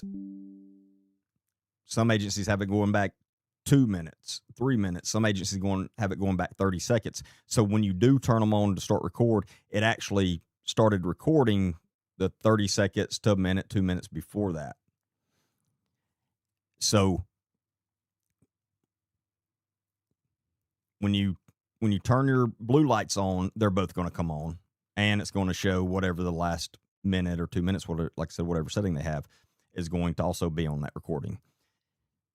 When you're not in your car and you're just turning your body camera on, pretty much every system, they're going to have to manually turn those on when they get out on a call. So when they get out on a call, or right before they get out, they're going to hit a button on there to turn them on. And most places, that's also, when you turn your body camera on, it's also going to turn your car camera on too. Even if you're not anywhere around it, it's just going to be recording that too. So does that make sense?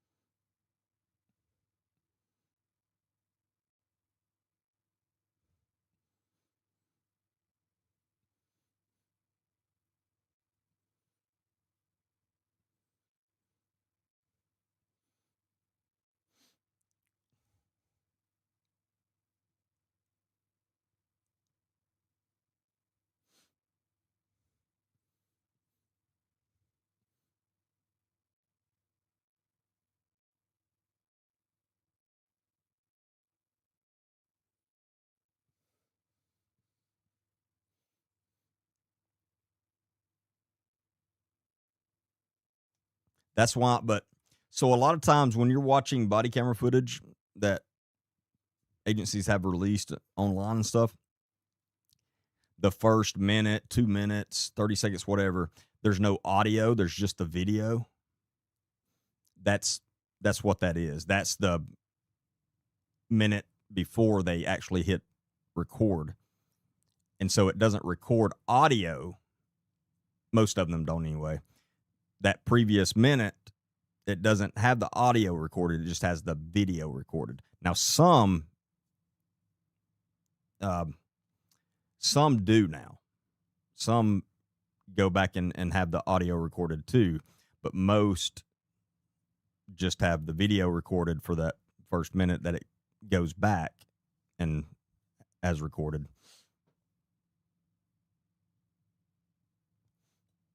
I will, Shelby.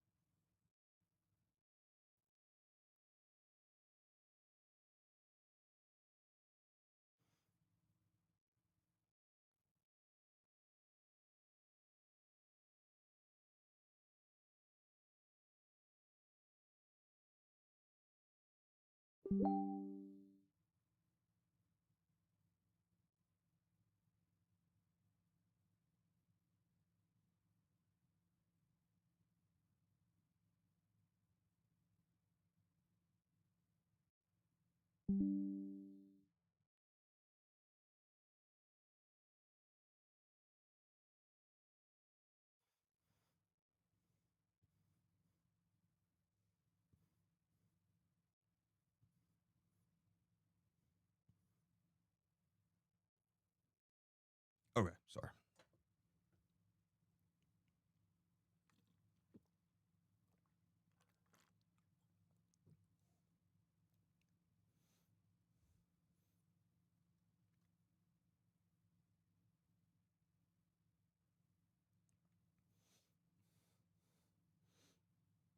Thank you, Nancy. I really appreciate that. I'm racking my brain on the comment he made not long after you asked about that day. What? Which comment?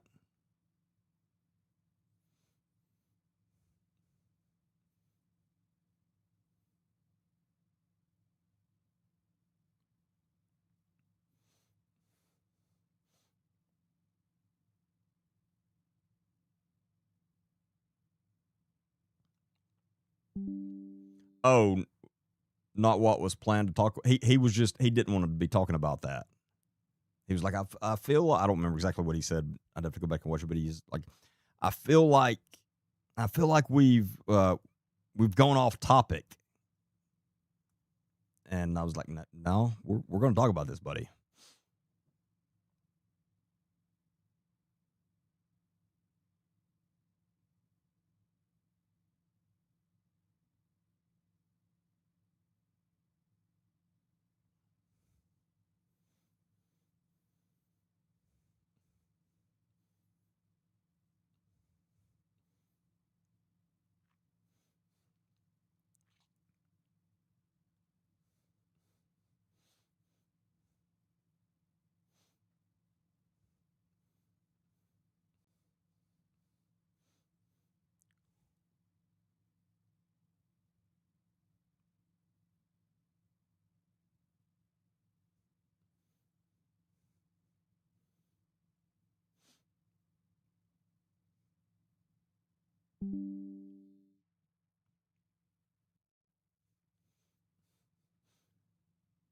I'm not sure if he's on leave right now, but it is current. I is currently investigating him.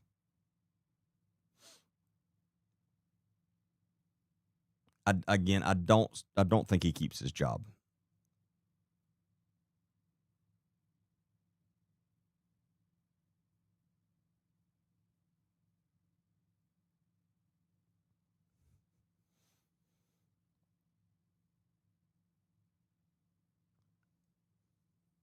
Thank you, Sonny. I really appreciate that.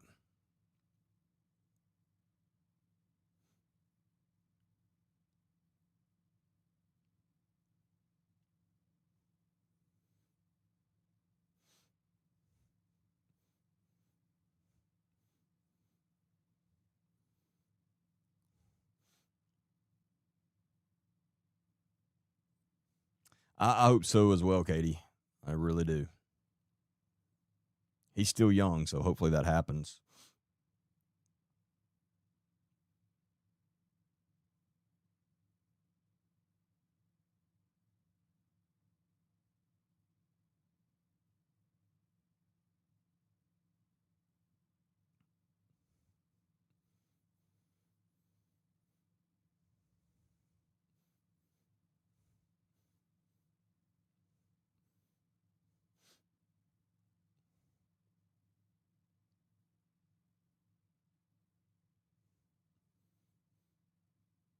Where you been, Gene?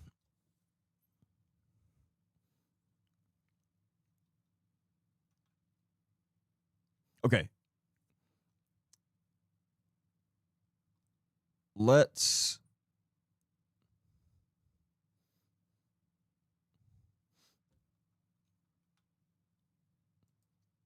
got off on that for a minute, but I want to get back on. I want to read Karen Wheaton's ex-husband's statement that he has put out about the ramp. If you're not familiar with the ramp, it's the cult disguised as a ministry out of Hamilton, Alabama, that has pretty much been breeding child predators. That's the best way to put it.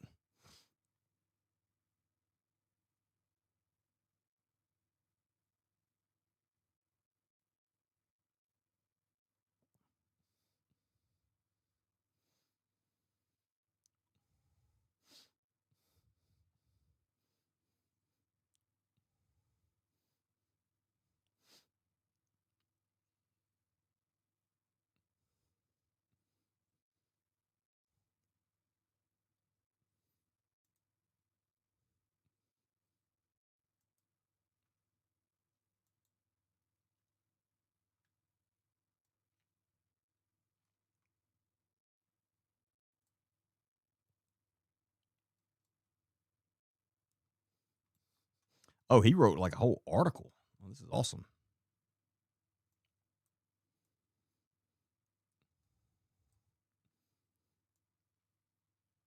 Oh yeah, this is gonna be good. Let's get this pulled up.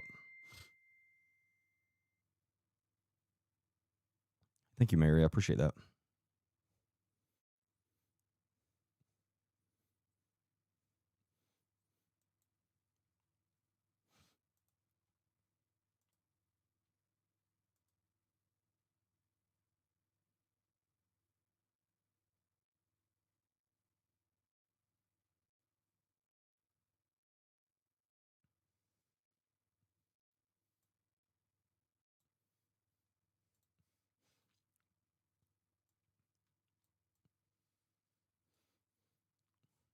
So this is a statement by Dwayne Wheaton, who is Karen Wheaton, the founder and leader of the Ramp, is her ex-husband. Allegations abound, stones are thrown, and more sheep are turned to unbelief by the behaviors of trusted spiritual leaders, authorities, mentors, or personal messiahs. Christ's question to his disciples remains as relevant today as on the day he spoke it. How long shall I suffer you? In other words, when will you learn to rely on him as the word of God and the indwelling Holy Spirit as the voice of God? In light of the recent allegations and scandals surrounding my former spouse and her ministry, I have been asked to respond. Here it is. For me, it is enough to walk humbly before my God. It is enough to believe in Jesus Christ, the Son of the living God. It is enough to live without fame, fortune, or accolade. Surely none of these things will attend me to the grave. It is enough to have learned how feeble, frail, and fraught with failures my own life has been. It is enough to know that God will allow whatever it takes to bring each of us to repentance and relationship with Him, or to destruction and eternal separation from Him. It is enough to trust that God is the source of ultimate justice. I need not accuse, defend, or act at all. He shall judge all through His Son, Jesus Christ. That's my public, official, and scriptural response. My personal feelings are somewhat different, as you might imagine. My soul is pierced by how grievous this scandal has become. I sorrow for my daughters and my grandchildren beyond what words can express.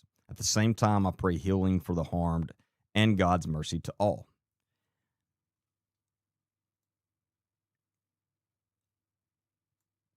For those asking about what I know, I have no personal knowledge of events related to criminal or misconduct allegations.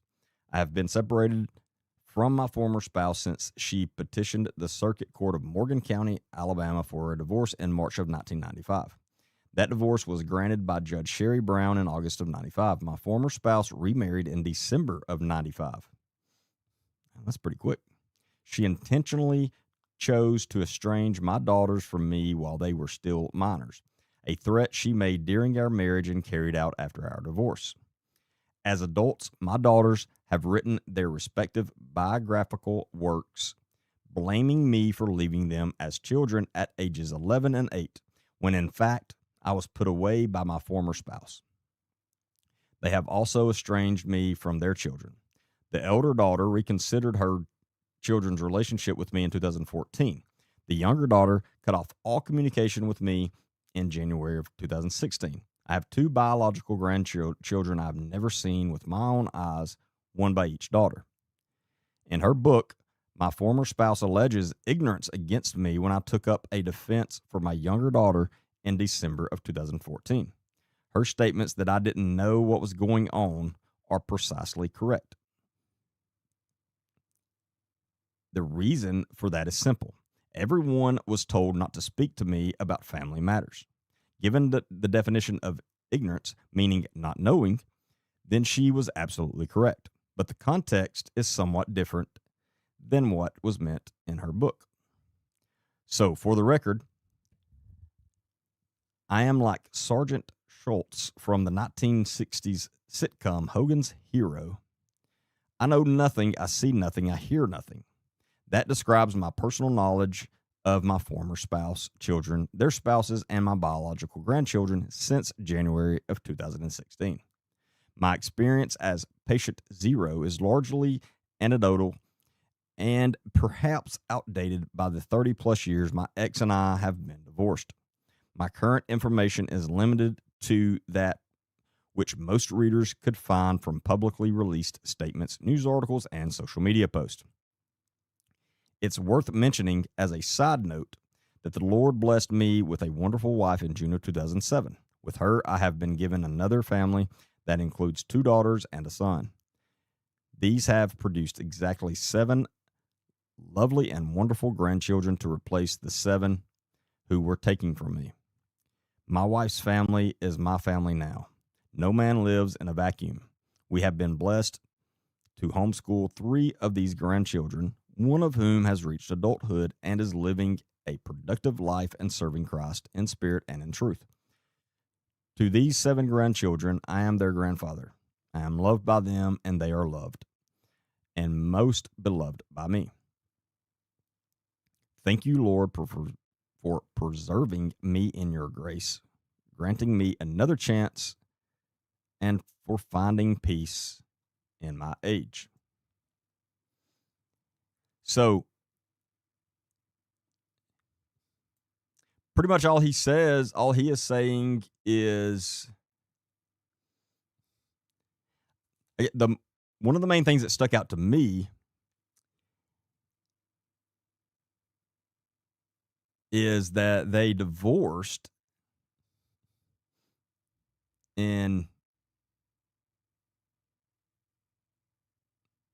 she filed for divorce in March of 95 and remarried in December of 95. And then she purposely kept their children, which I've heard. This is not the first time I've heard this, that she purposely kept their children from him, as she threatened to do back then, and she has carried that throughout.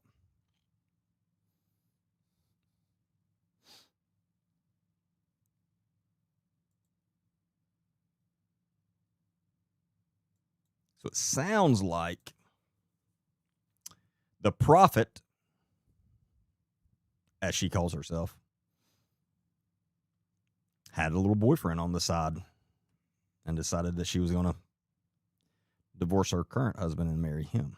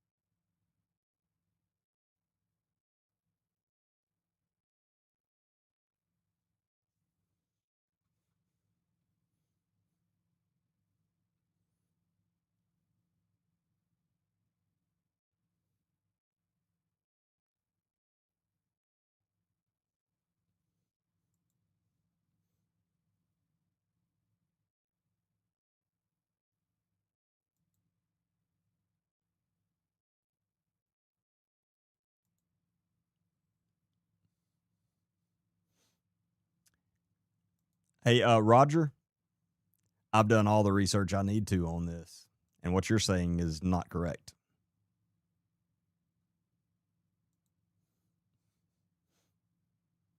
I don't know how long you think I've been investigating and looking into the ramp. It didn't just start.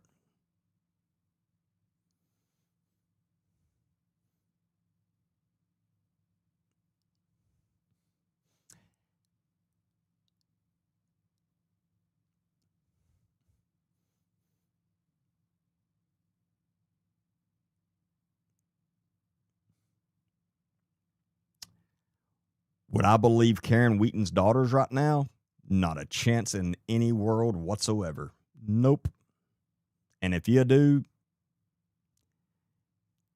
I I don't know what to tell you.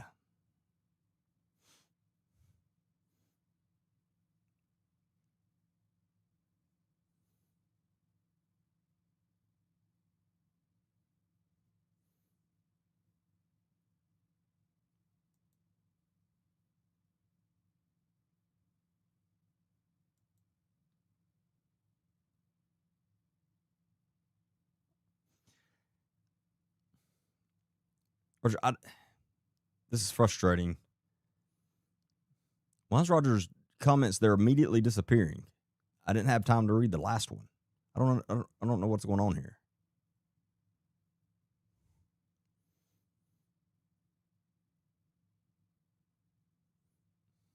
Oh, I know why.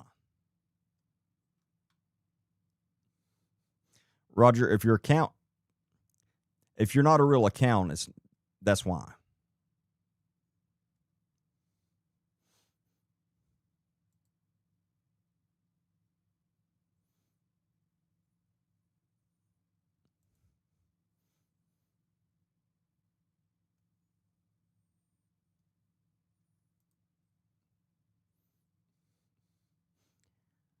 So if your account was just started, if you have 0 followers, something like that, that's why. So that means you're not a real person, or you're not really Roger. So nothing you say on here has any.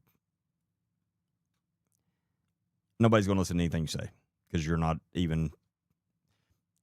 You're too much of a coward to say it from your whoever you really are. So I don't care what you have to say. If you really believe in what you're saying, then you would say it from your real profile, real name. Simple as that.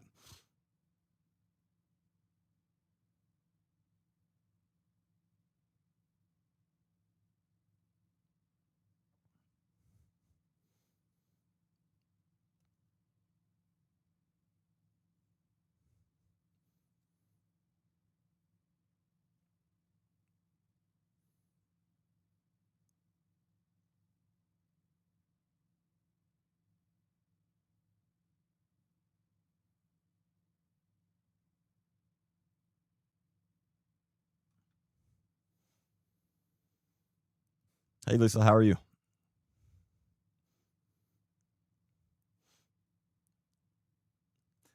Exactly, Kathy.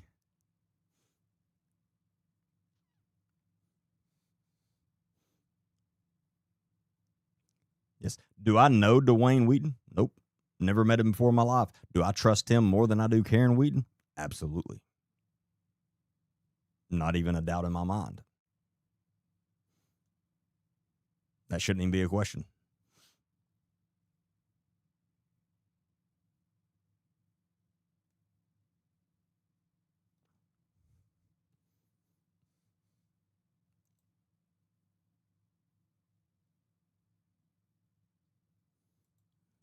Roger, again, until.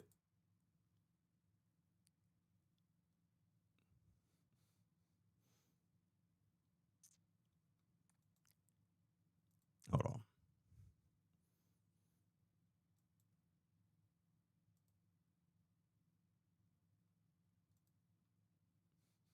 Yeah. Roger, I'm blocking you because you're not a real person. That's the only people I block.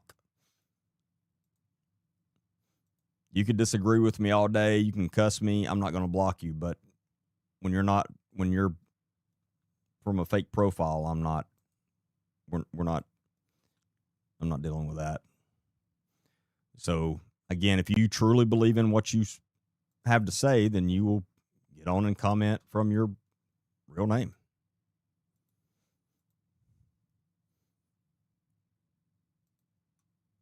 And then I'll talk to you all night if you want to.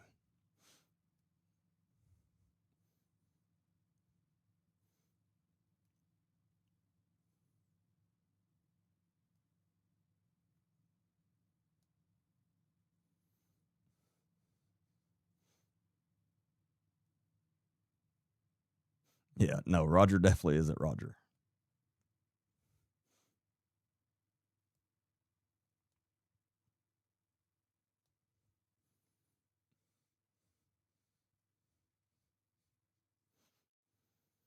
Yeah, so Dwayne's letter was removed from the.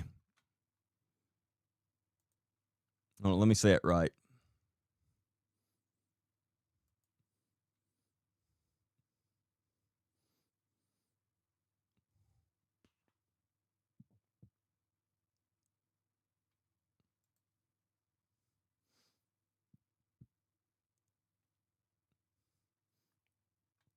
What's happening in Hamilton, Alabama?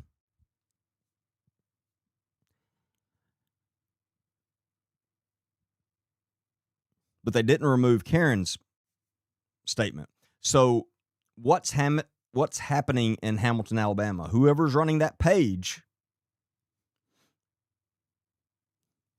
I will now from now on, and we've already had other issues, but now I know for sure. You are trying to protect child predators. And I will call your page out until you have no followers.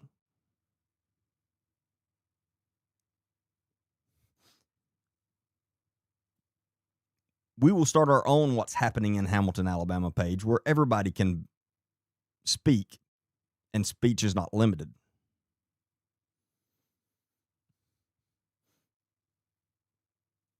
But I will make sure everyone knows that whoever's running that page protects child predators and is possibly a child predator themselves. So, whoever's running that page, are you a child predator or do you just don't think it should be illegal? Which one is it? Probably both.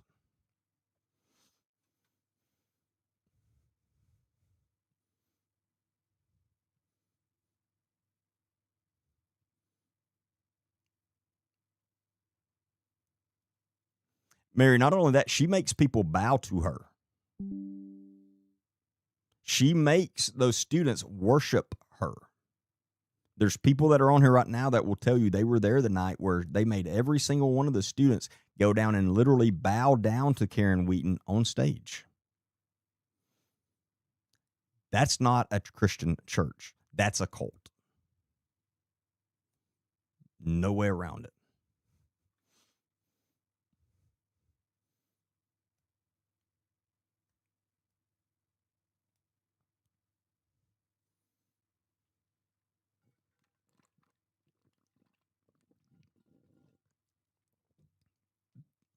If your pastor is having you bow down to them, you're not in a church, you're in a cult.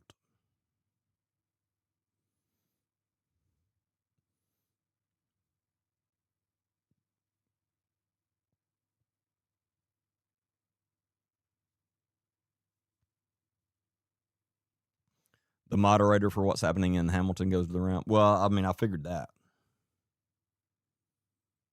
They may be a child predator themselves there.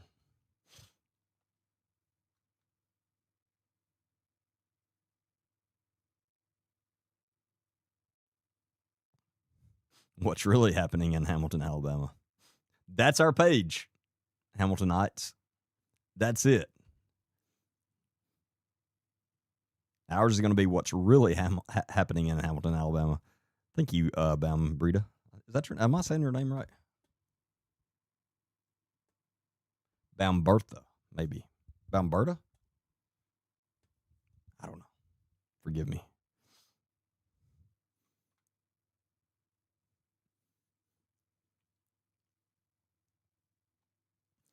Did you connect the dots to connect church and the ramp yet? I've looked at. We've talked about quite a few of them. I can't say for sure if that's one of them yet. I'd have to go back and look at all my notes.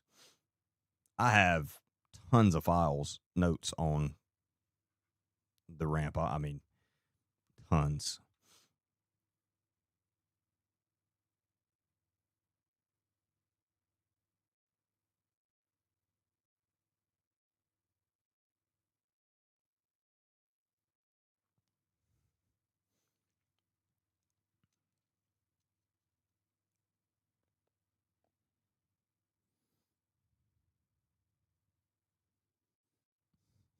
Bambi Rita. Oh, I see it now. Well, I was way off. I'm sorry. Is Isha on here? She can relate. Sometimes I can completely mispronounce something. I apologize. It's Bambirita, but it was all one word, so I was completely So Bambi Rita, as in Dear Rita, for the love of the hunt. I'm not familiar with that, but I got you, Bambi Rita. That's a clever name.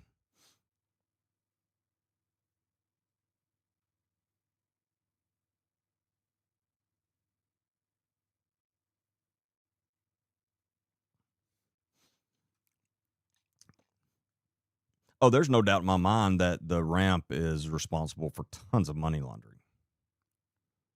There's no doubt in my mind that Perry Stone and Karen Wheaton's whole relationship revolves around money laundering. No doubt in my mind.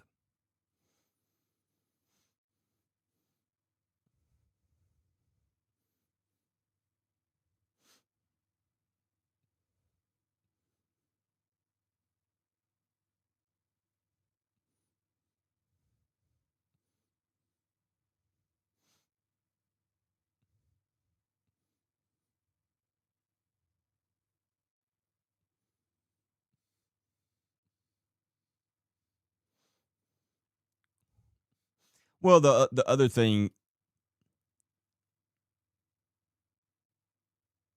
what does almost every cult have in common?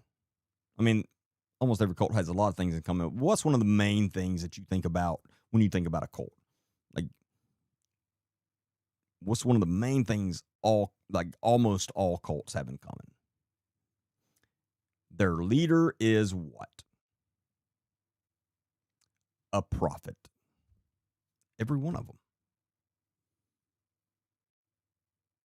Some of them literally claim themselves to be God, Jesus, but most just claim to be a prophet. But that's one thing they all have in common. Um, that's your first red flag.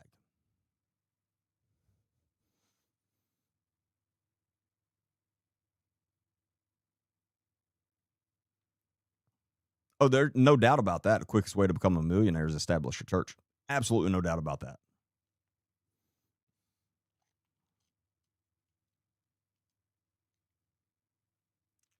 Yeah, if I was an evil POS and I just wanted to make a bunch of money, I could start a church tomorrow, a church, and make God knows how much money. I mean, it's no, you're exactly right, and that's sad. But those people, I think there's a special place for those people that do that. I don't want to be them. Well, the leaders are extremely great communicators. They're great leaders. Just use it for bad. But they're great communicators, which falls hand in hand with a great leader, being a great leader. Master manipulators. And yeah, to be those things, you got to be pretty intelligent. But yeah, you're correct.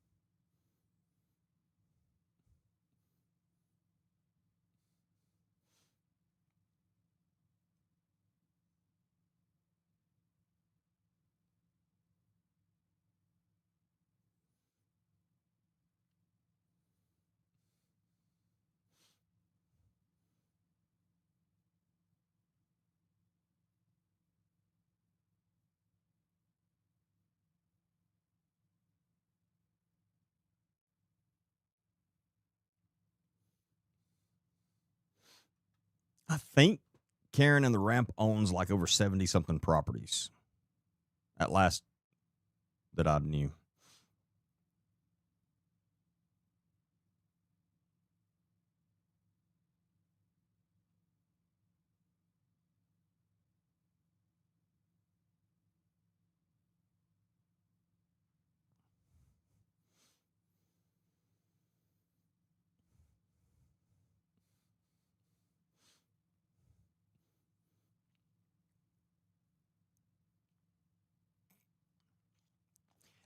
It's not even necessarily the tax.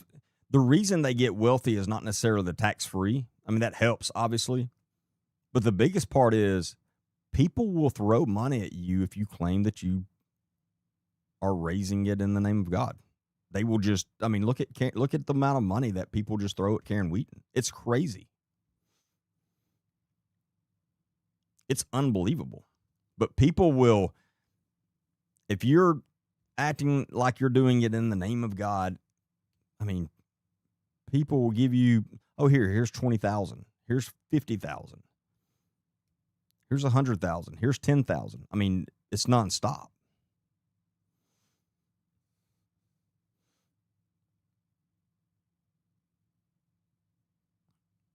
Are you talking to? Do I live in Alabama? I don't know. I don't know if I should tell you that. Yes, I live in Alabama.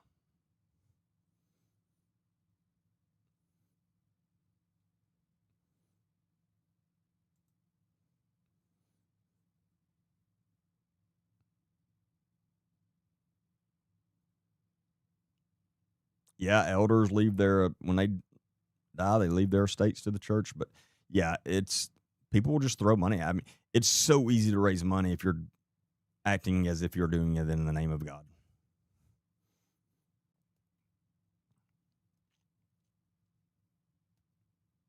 Oh yeah, somebody gave $400,000 one time.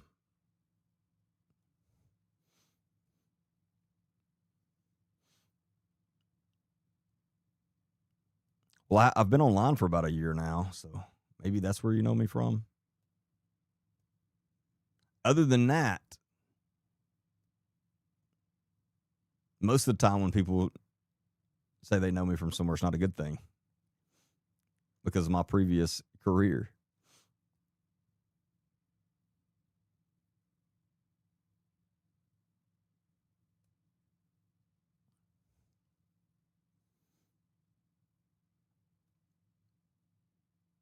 Which involved buying a lot of drugs for the good guys. I probably need to rephrase that.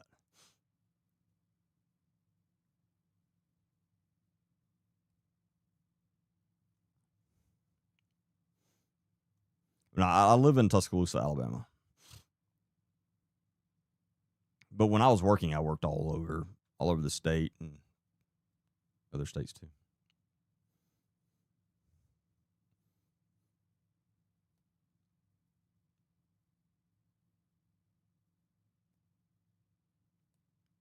The ramp has made Hamilton's property value double. No, I don't. I don't agree with that.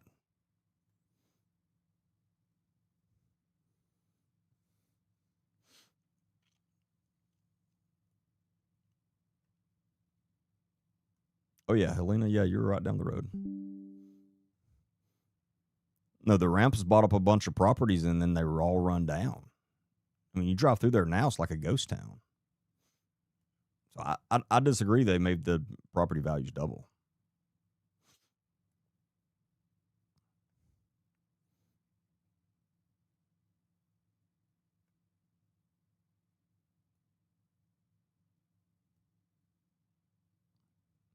Yeah, I think they've driven the property value down.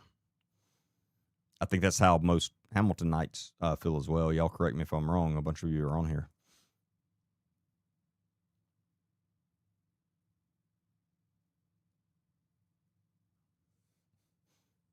Oh, you're asking me a lot of questions. Let me ask you, how old are you? Where are you from?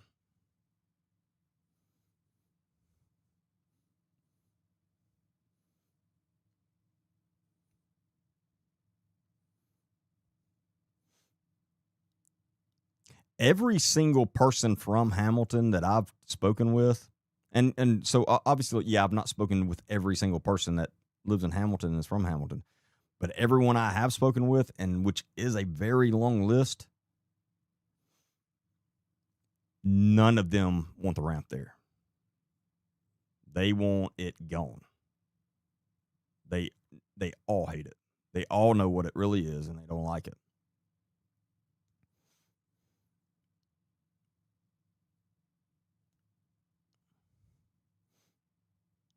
I'm about 10 years older than you.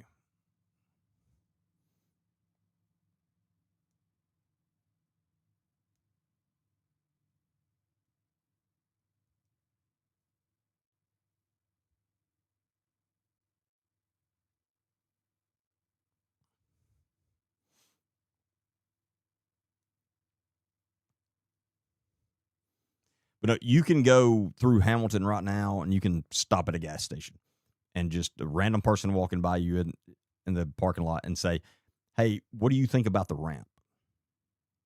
And I kid you not, they're going to say, "Are you talking about that cult?" Almost every single one. It's crazy.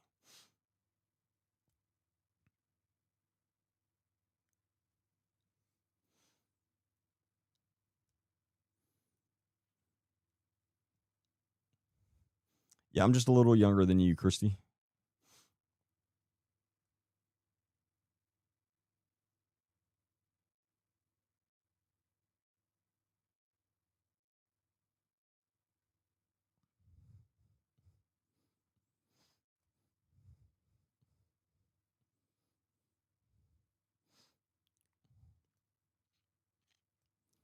How to remove or end church's tax exempt status.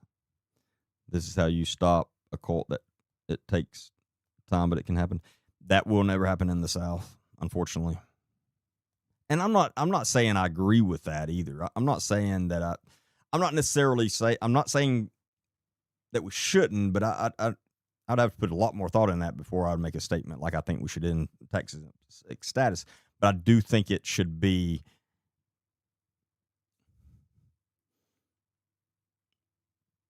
They should be open to investigation more than they are. I'll say that.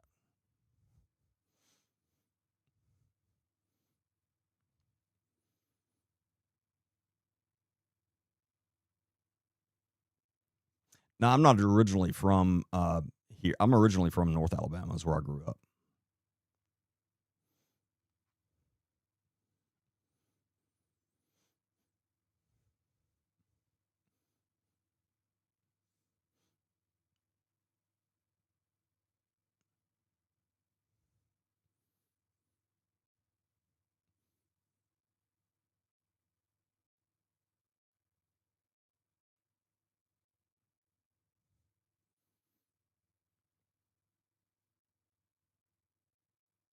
Yeah, that's where Karen Wheaton grew up, is Hamilton. That's why she came back there and chose. What I think about the sheriff in Blount County. I did a full podcast on him. Go check it out. Uh, you can find it on YouTube, Spotify, and Apple Podcast.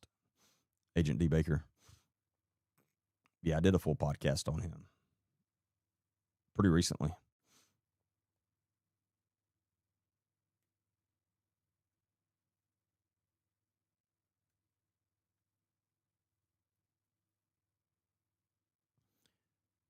Redeemed Ministries in Blount County. I don't know that I'm familiar with that.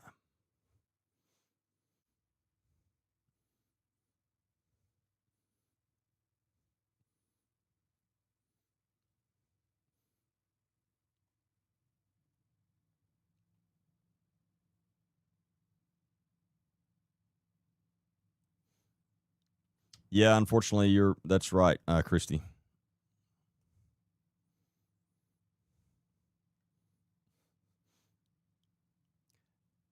I thought Karen would pack up and leave, but now she seems to be digging her heels in. Hamilton. No, she's trying to pack up and leave. They're trying to liquidate everything. I mean, they've got tons of properties for sale now. So she knows that she knows she's going to have to leave there. She knows the gig is about up there, that they've overstayed their welcome. I don't think, I could be wrong, obviously, but I do not think they're going to get anywhere close to the price they're asking for some of those buildings. I mean, $2 million is a lot of money, especially in Hamilton, Alabama. So, and I think that, isn't that what they're asking for the school?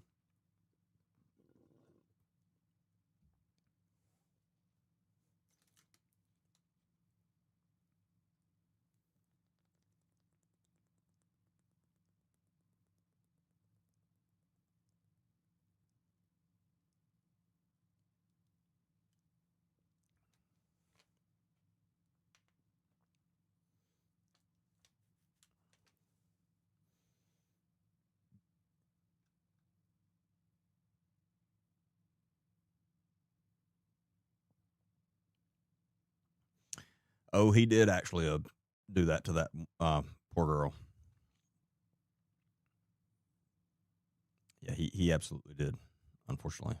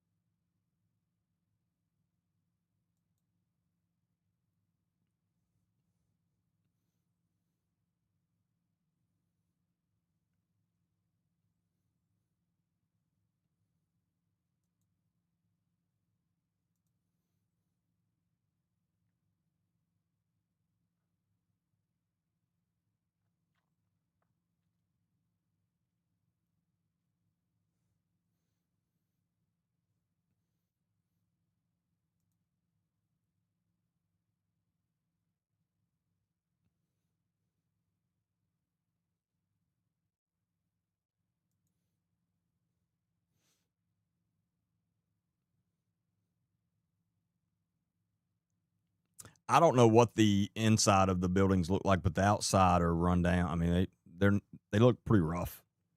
Not the school building, but the buildings in that big parking lot across from the ramp. I don't know what they used to be. I'm not from there, but they're pretty run down from the outside.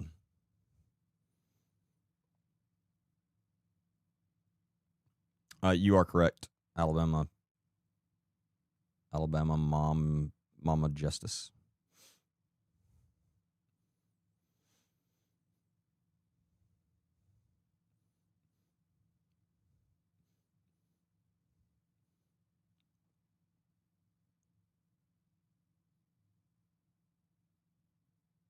It was a Marvin's and movie theater. Okay.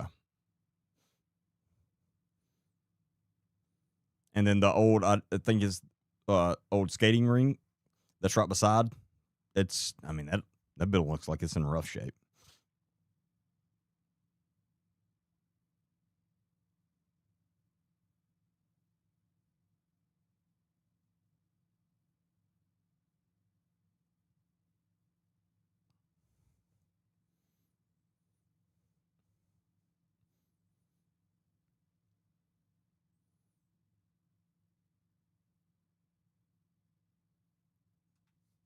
Yeah, he started asking.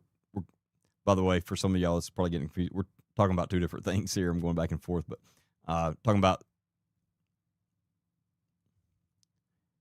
Derek and Mike. Yes, I will be there the 23rd, 24th, and 25th.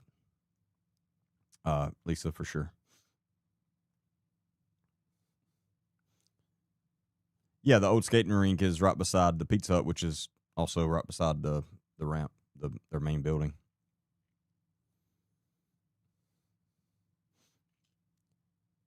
But yeah, talking about Burks. Um, yeah, he started asking for donations 3 days after that. Yeah. No, if you weren't on here earlier, if you gave money to Carson Burks GoFundMe and you were misled, or you were led to believe it was for things to do with his father or whatever, that you were lied to. was raising the money for his attorney for the serious felony case that he's facing.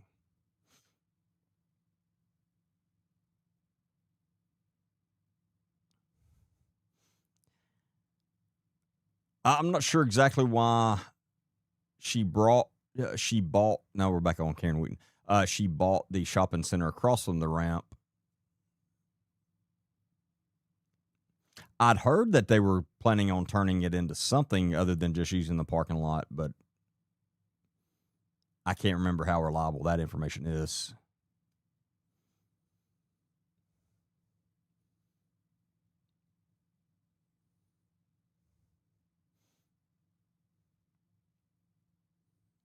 Oh, thank you, Lisa. I appreciate that.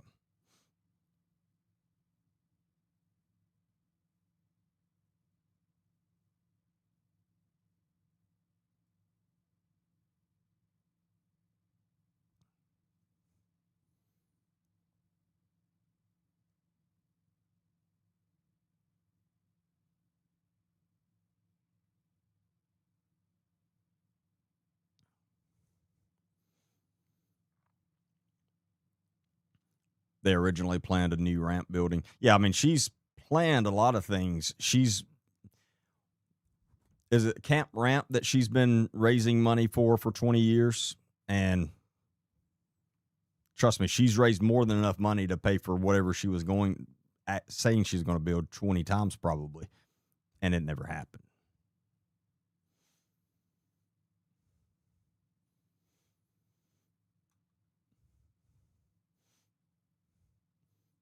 Oh, I have zero interest in opening a skating rink. That's for sure.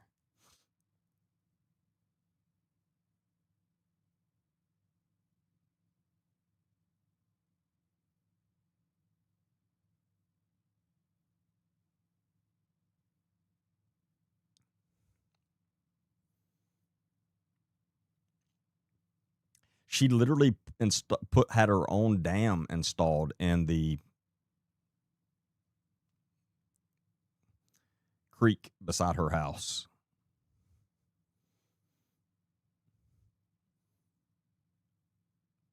She has a very nice property. Her personal property up there. I mean, that's where some of the money's gone. She's put some money into that property. It's very nice.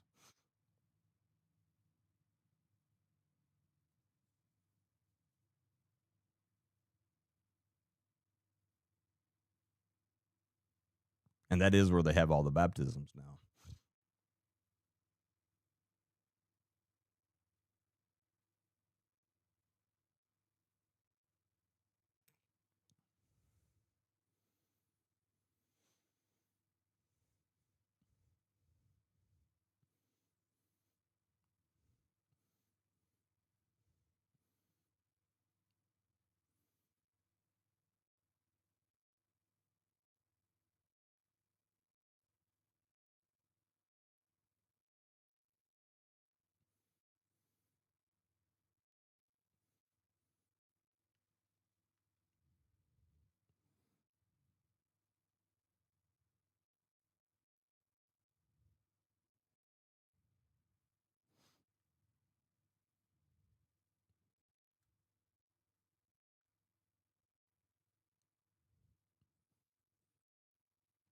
Yeah, James. I think we've discussed him.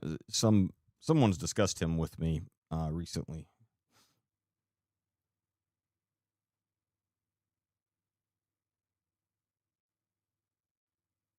Hold on. Are you saying that, James? Are you saying that's the same guy?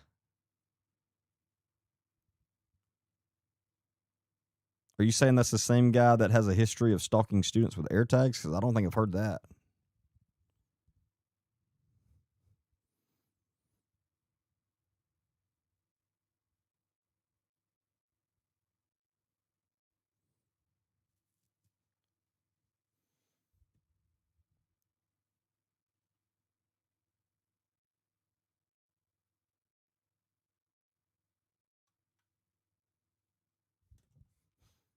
We have invited Karen on the podcast.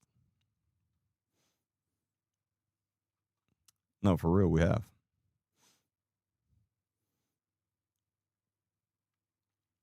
almost everybody I've ever called out, most we've invited on the podcast. I've given, I'd give, I have, if I could speak, I have given them the chance to come on and us have a adult conversation discussion about whatever I'm calling them out about. We tried numerous times to get Nick Smith to come on. That never happened, obviously.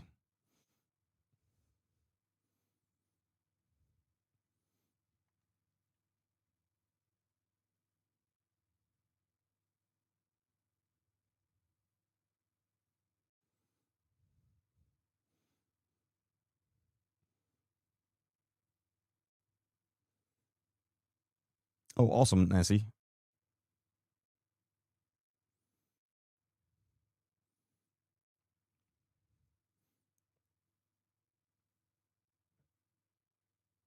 I would love it. I One of my favorite things is debating people. Like, I mean, and like cordial conversations, debates. The fact is, most people don't want to do that. They're too scared.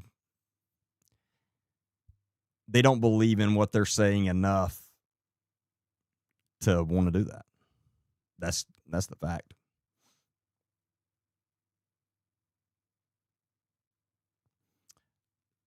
Did Samuel Bentley ever publish a book like his wife? Not that I know of.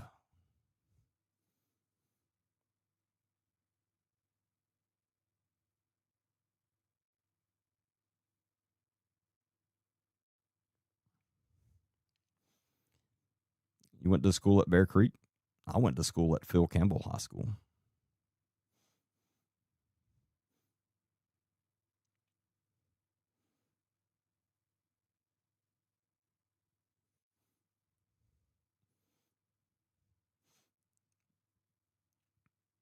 She can't affiliate with the Fox.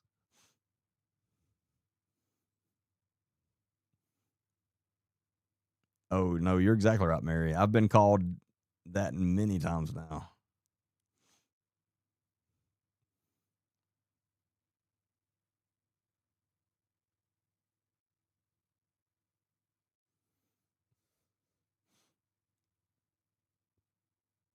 I don't think um,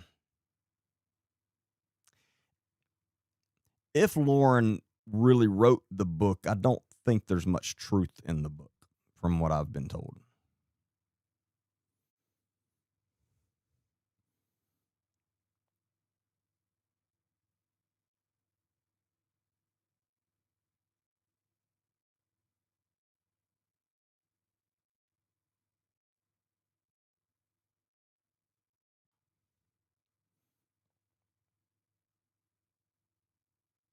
Oh yeah, they pray for me every day. Thankfully.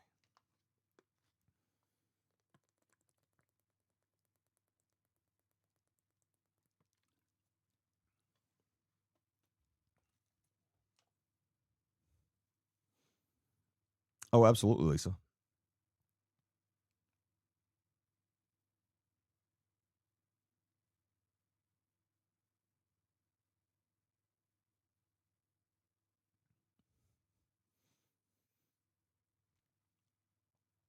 Well, Karen and Nick are they are a lot alike. In all seriousness.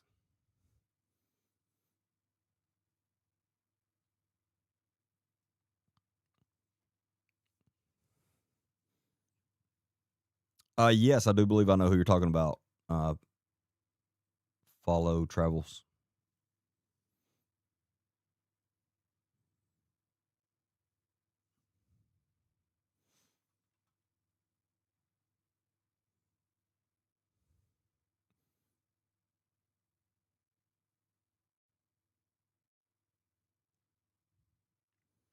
Did she lose her life in the tornado, or am I thinking about somebody else? If it's who I'm thinking it is, then yes.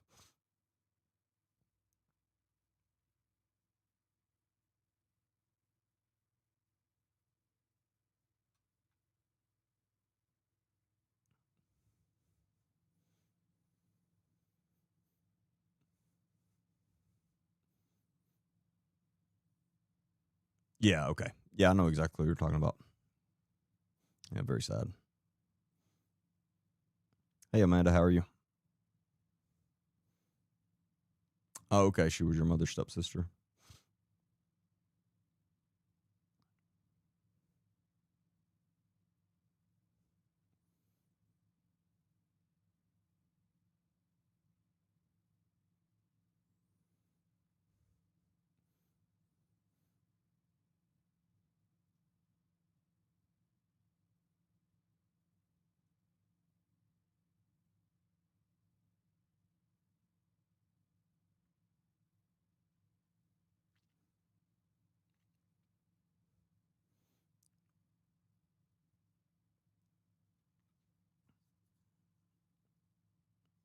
Well, Dwayne probably saved his life getting away from her.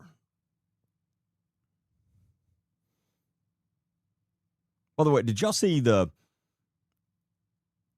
I can't remember her first name. Her last name is Baker. Actually, no, Ken. I promise.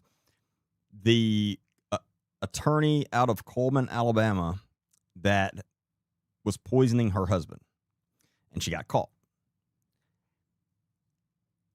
And she was out on bond. And while she's out on bond, she was supposed to have no contact with her husband. He was being taken care of by someone. Well,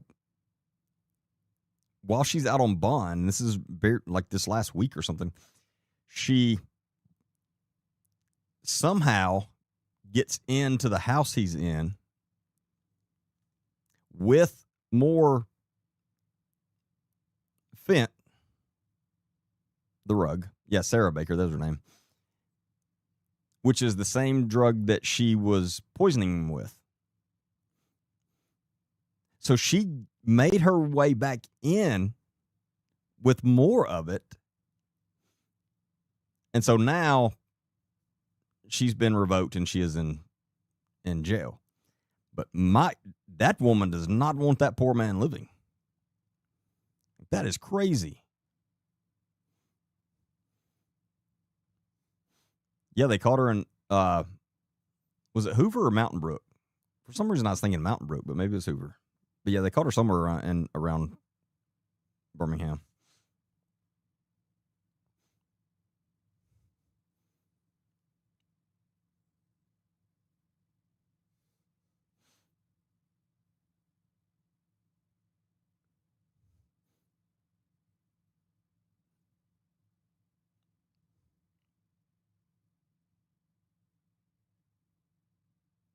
Hey, thank you, Amanda. I appreciate that. Hey, Gracie, how are you? I don't know how she got near him again. But, I mean, she does not want him alive. That is obvious.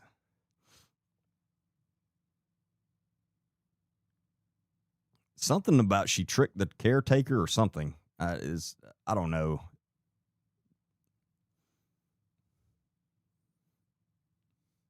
Yeah, that's who it is, Christy.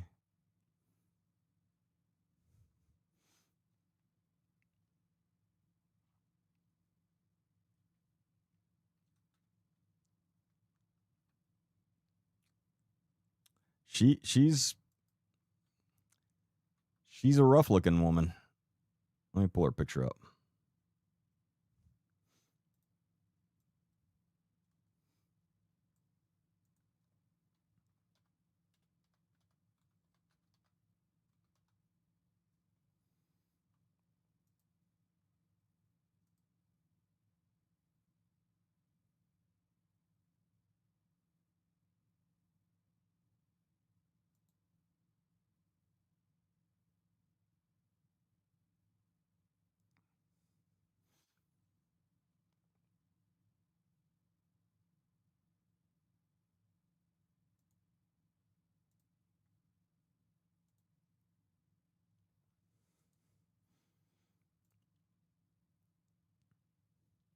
See, I think this was when she was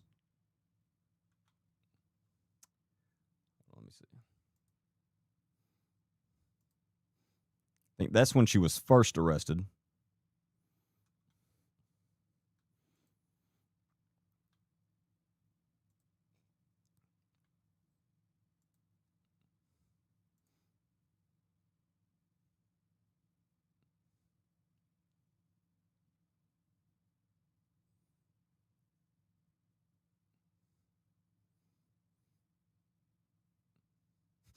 That former attorney tried to poison husband again.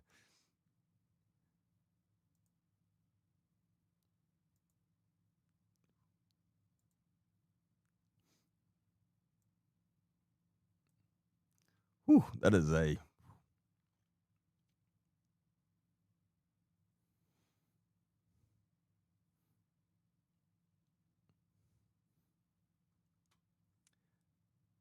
that's a scary looking woman. I ain't gonna lie.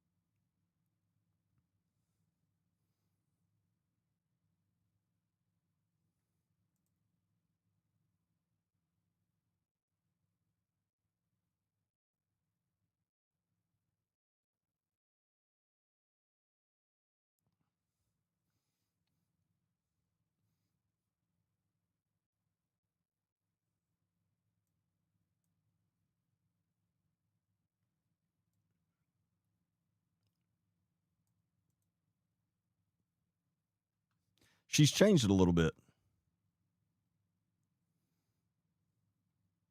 Just a little bit. No, that's a crazy story.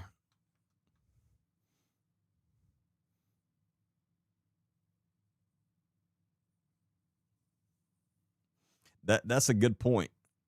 Wonder what he knows that she doesn't want exposed. She definitely wants him gone.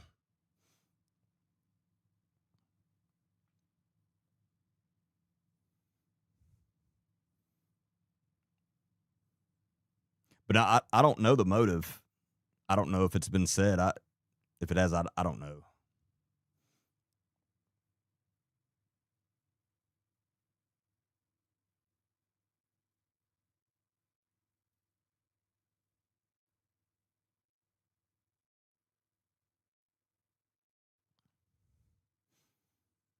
Lawyer takes the law into her own hands twice.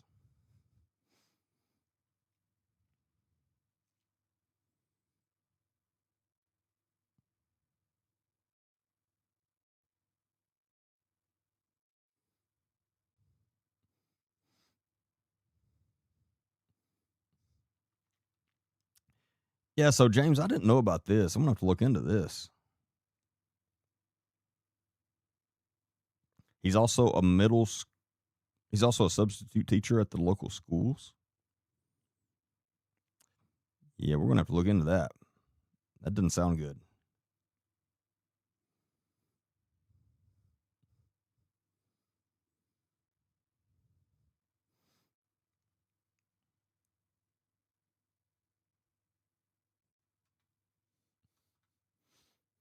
12 grams?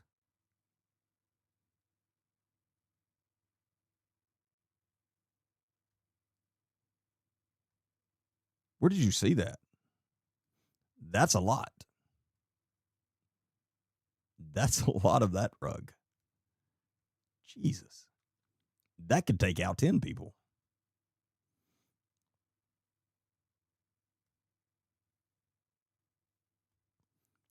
Good night, Kathy. I appreciate you being on.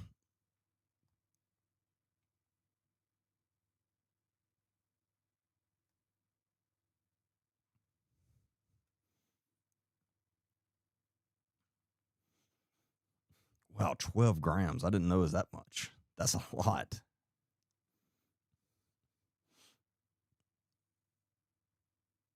That's three times the times the trafficking amount that you need for trafficking.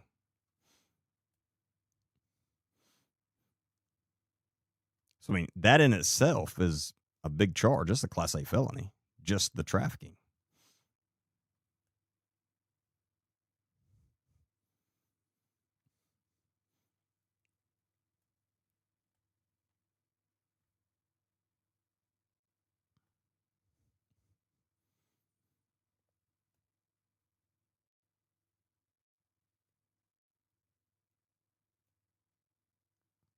Can be.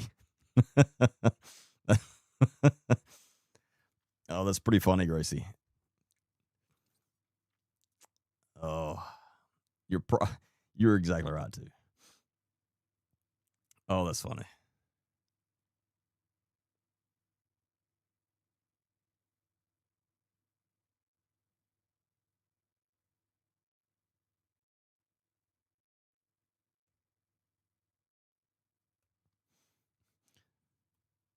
Yeah, trafficking amount is 4 grams for that.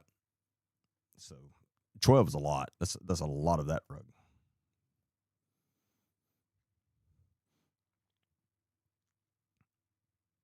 Like for context, on the street it is sold in just like H in points, which is tenths of a gram.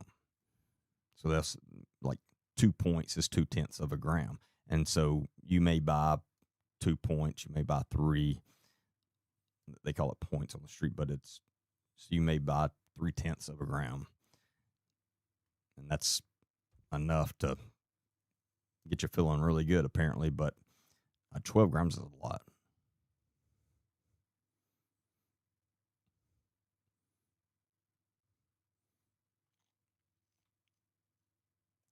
Well, there's a little. I have to be very careful when I talk about this because I don't want people misunderstanding. But there's a little bit of a myth about the dangers of it by just touching it. Now, let me be very clear. You should not touch that substance with bare hands. You should not. So don't misunderstand me. You absolutely should not touch that substance with bare hands. Is it going to take your life if you do? No, it's not. It's literally impossible. I don't care what anybody says. I'm telling you, it's literally impossible. Could some of it enter your system by just touching it? Yes. Therefore, you should not touch it with your bare hands. It's not smart at all. But just touching that is not going to take your life.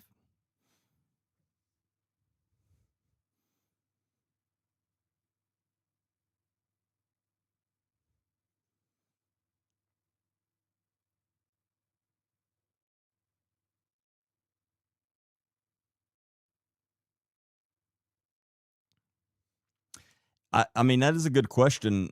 Follow travels.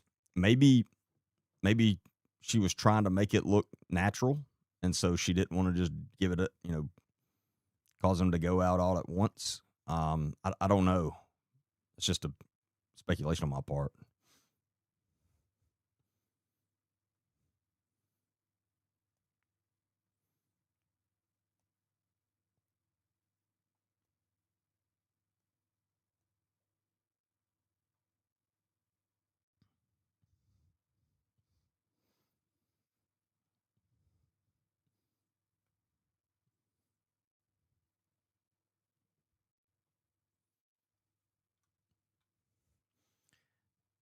We only use premixed liquid in ICU as a nurse.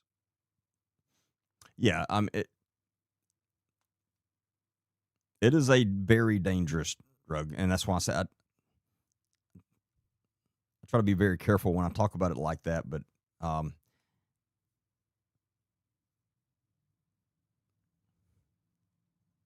when I'm teaching law enforcement, I have to talk about it a lot because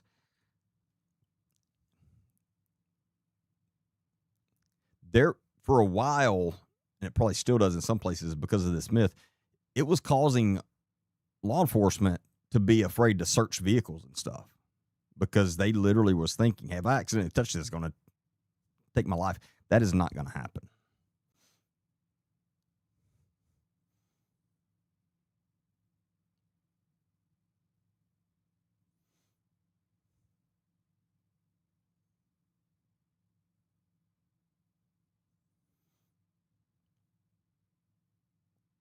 Oh, this is the discussions I love.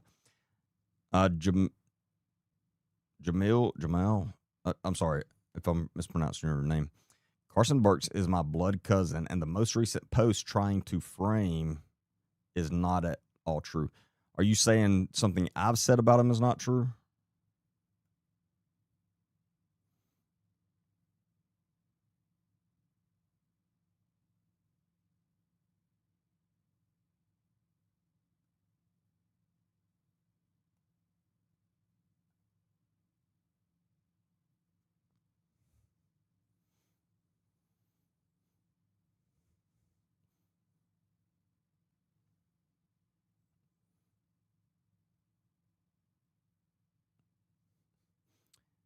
Making it out to seem as if he assaulted someone?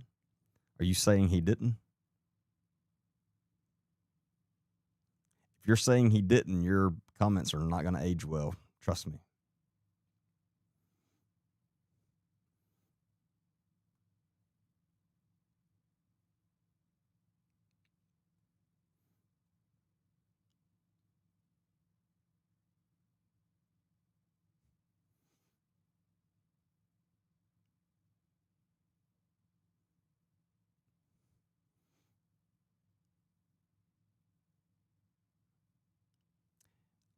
I'll put it to this way. If it's not true, I will give you everything I own. I'm dead serious.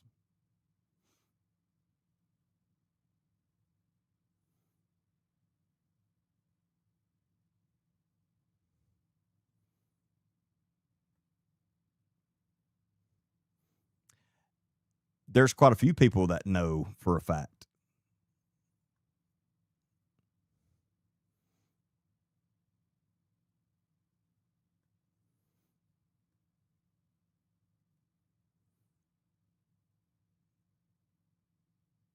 But there's no way I would make that accusation against someone and say I know for a fact it's true if I didn't.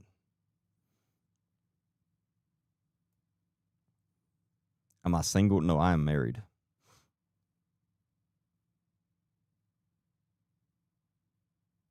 It's not a Stanley Cup. I told you. It's hydro jug. Hydro jug.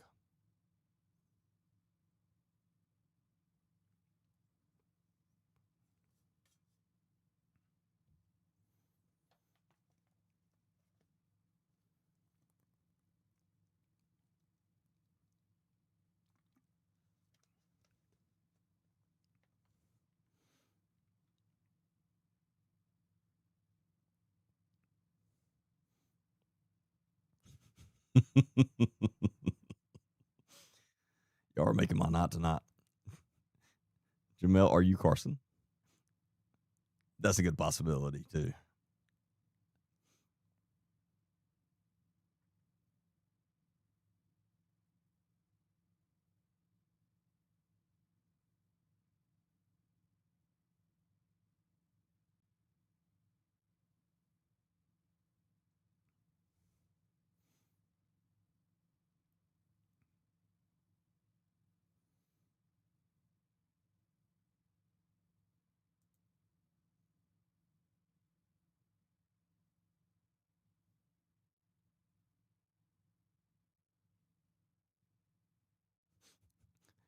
Tawana said, hey, Carson.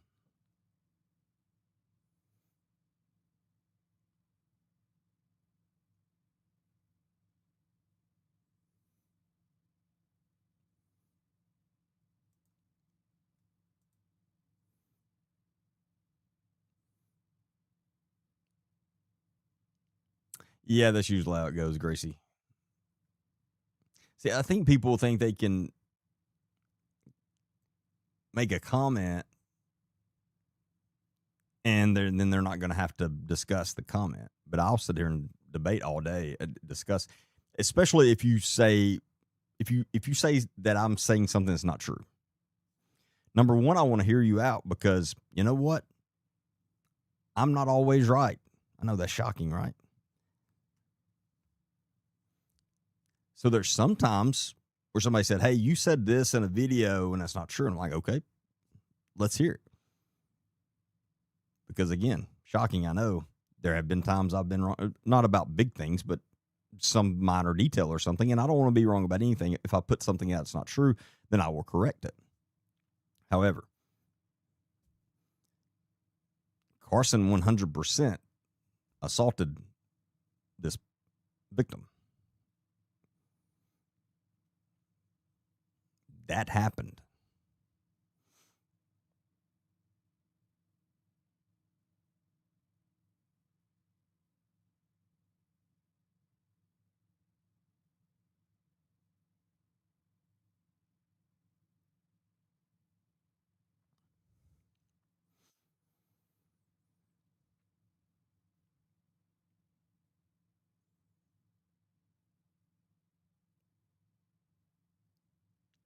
Yeah, it could have been his brother.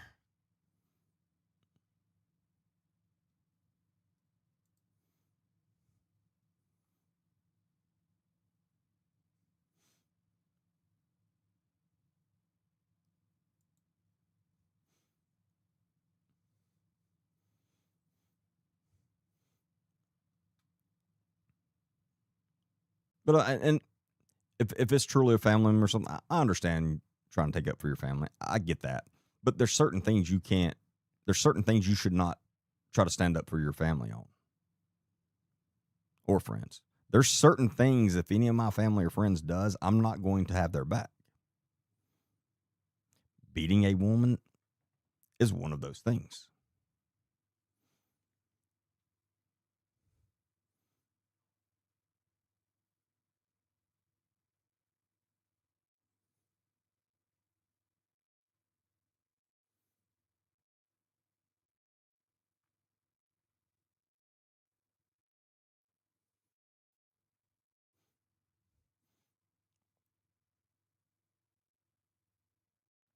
Yeah, you're right, Kiki, but I've never understood that.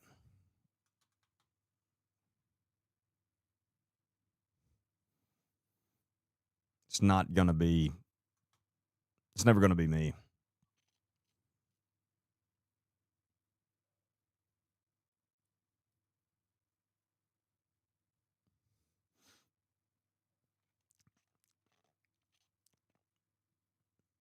But there's a few reasons that I was going to make sure to call Carson out and to make sure everyone knew who he really was. One, because a lot of people were donating money to him and they were misled into what they were giving the money for. And I'm not going to just, if I know that's happening, I'm not going to be quiet about that.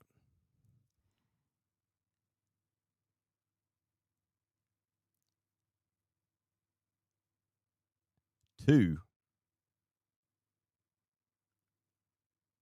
Carson is going to try to use his the the environment he was raised in as an excuse for him doing this. I'm not going to let him do that either.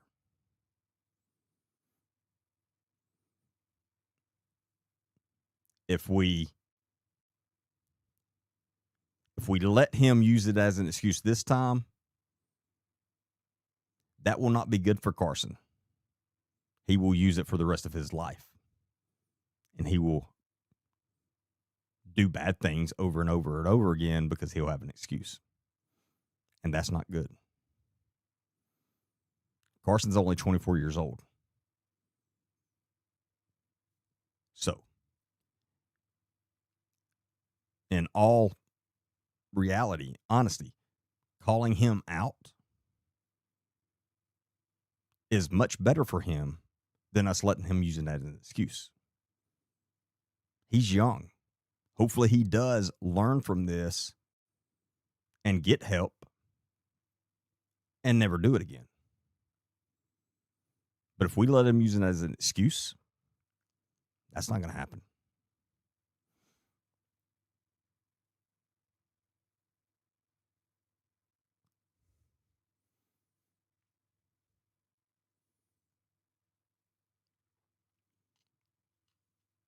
tried to reach out to the girlfriend. No, I've not.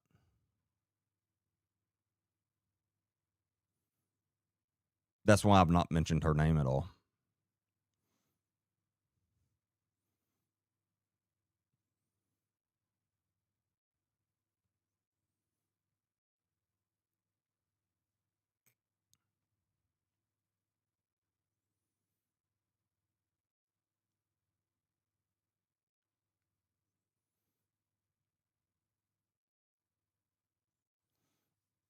Well, uh, follow travels. That's why you have to have good friends.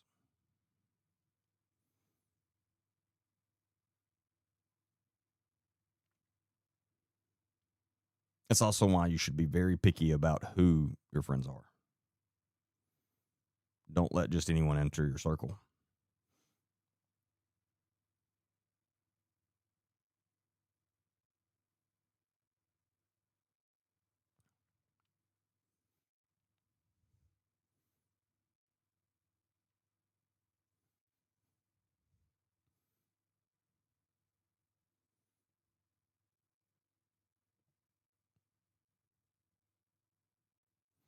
Just wait is all I'm going to say. Just wait. What are we waiting on?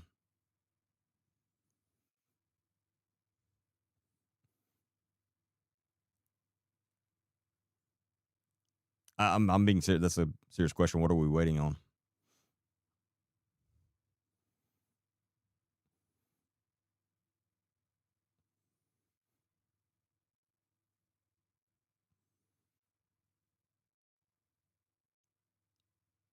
No, that's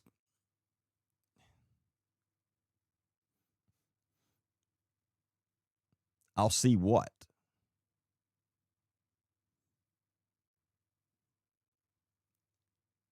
Don't make comments unless you can back them up. So, I mean, tell us. You're not telling us anything. Put some context to your message, to your comments. You'll see. Nobody, what the hell does that mean? And trust me, I've already seen.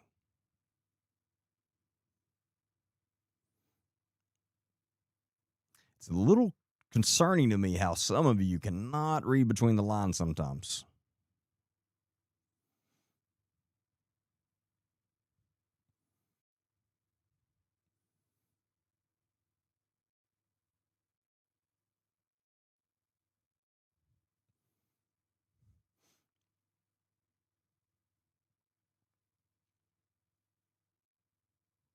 The police report has him listed as 6'4".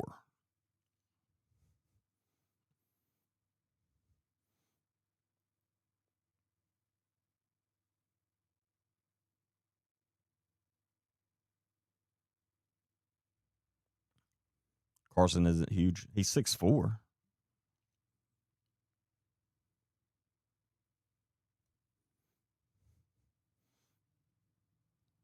Is that what we'll see? That Carson isn't huge? I don't understand your response.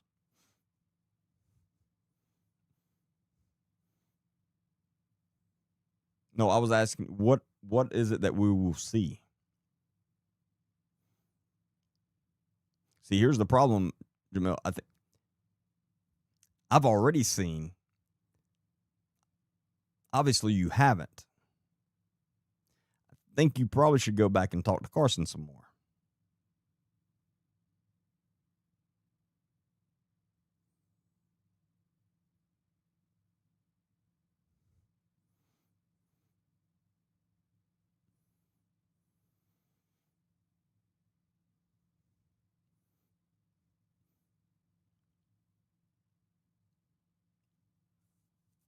He's a lot bigger than 5'3", which is what the victim is listed as.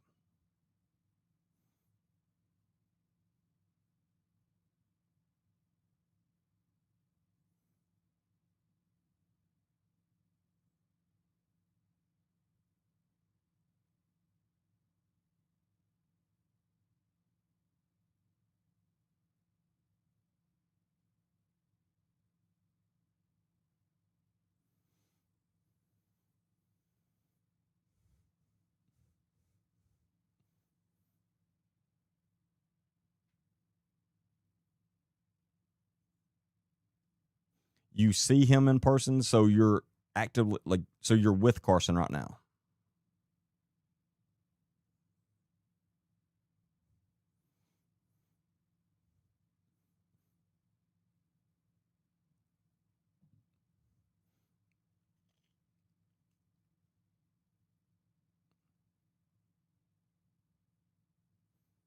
Hey, thank you, Jonathan. I appreciate that.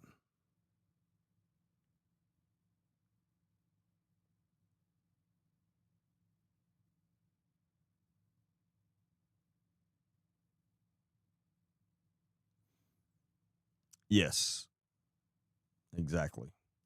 Carson needs therapy and help. He definitely needs those things in all seriousness.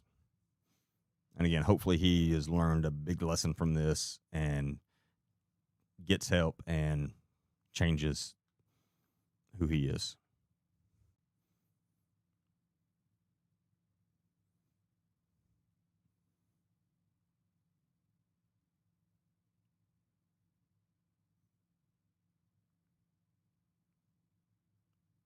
If you're with Carson Asset, why did he block me from everything?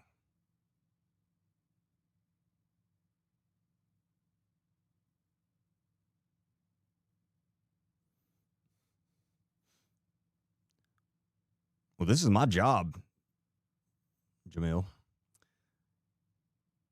What y'all all grown men, women need to do is get off TikTok live talking about things y'all have no clue about. Y'all are ridiculous. Thank you for your kind words, Jamil.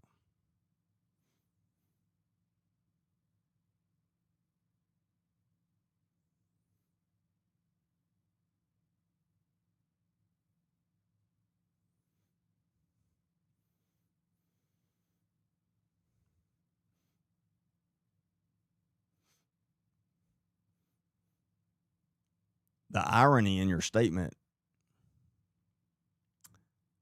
is pretty comical, by the way. Because it seems that you're the one that has no clue what you're talking about.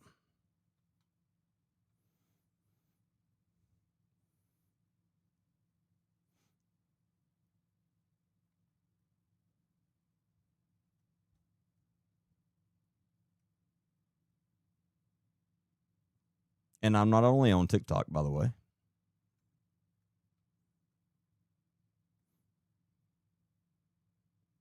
I'm also on Facebook and YouTube Live right now.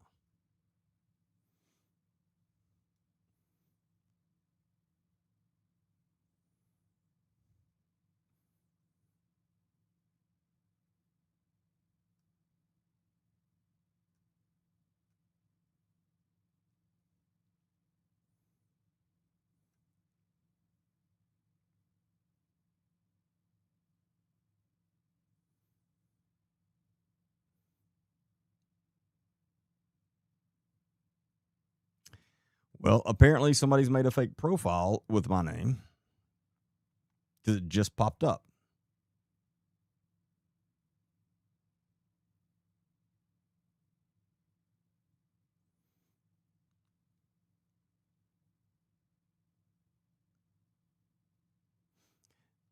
This is my only profile on.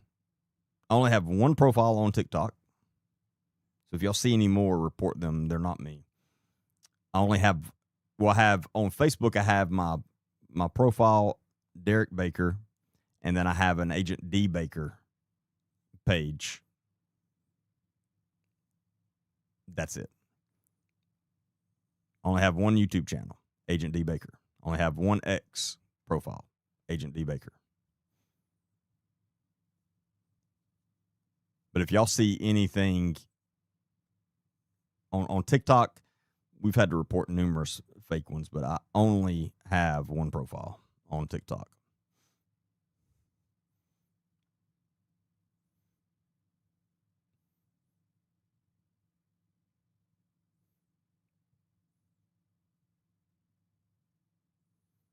Thank you, Christy. I appreciate that.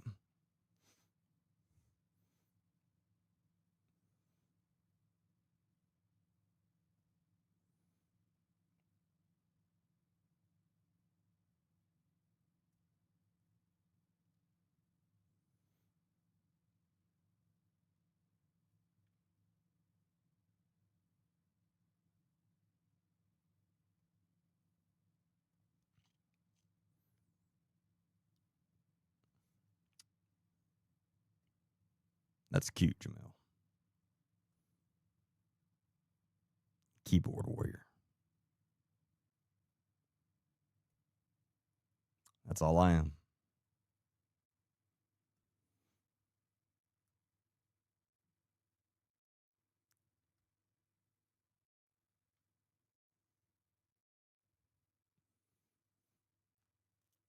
No, Jonathan, I haven't seen that. I'll have to check that out.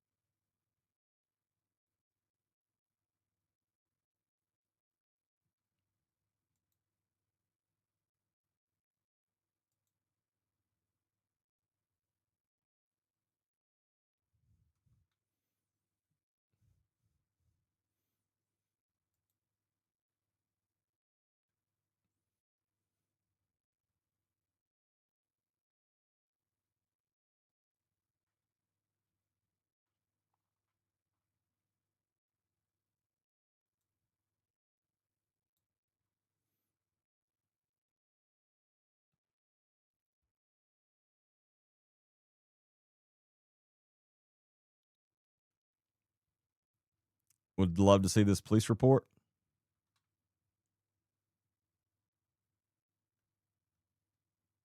Stand by.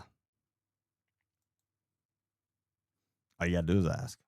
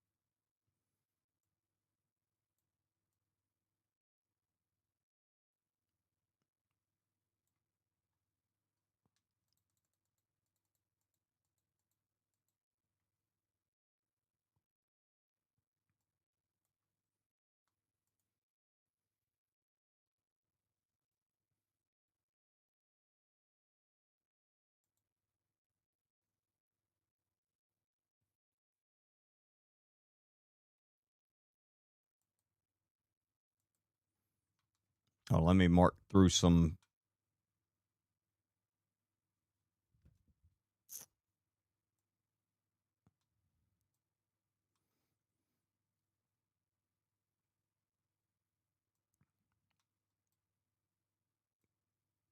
personal information here.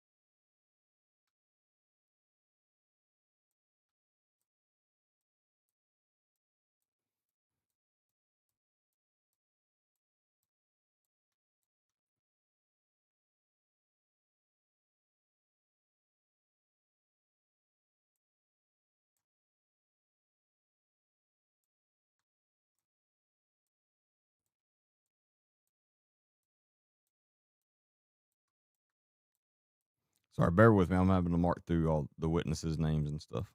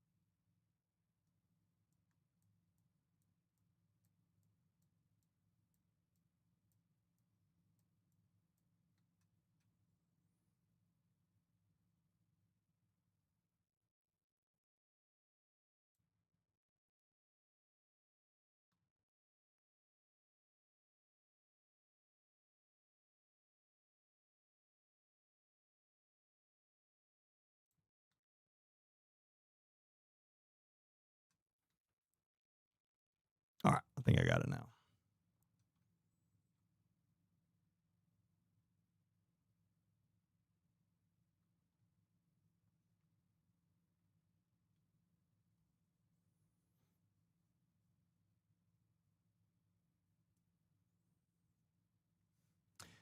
First off, Jamel, nobody's trying to take heat off of your uncle.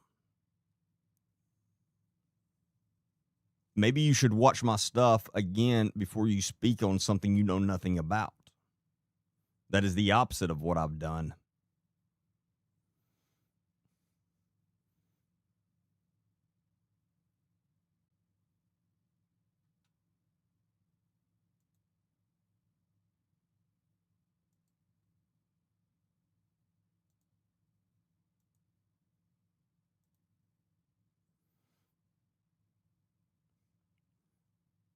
But here, I'm going to show you the police report, and then also read between the lines when I say I've seen things.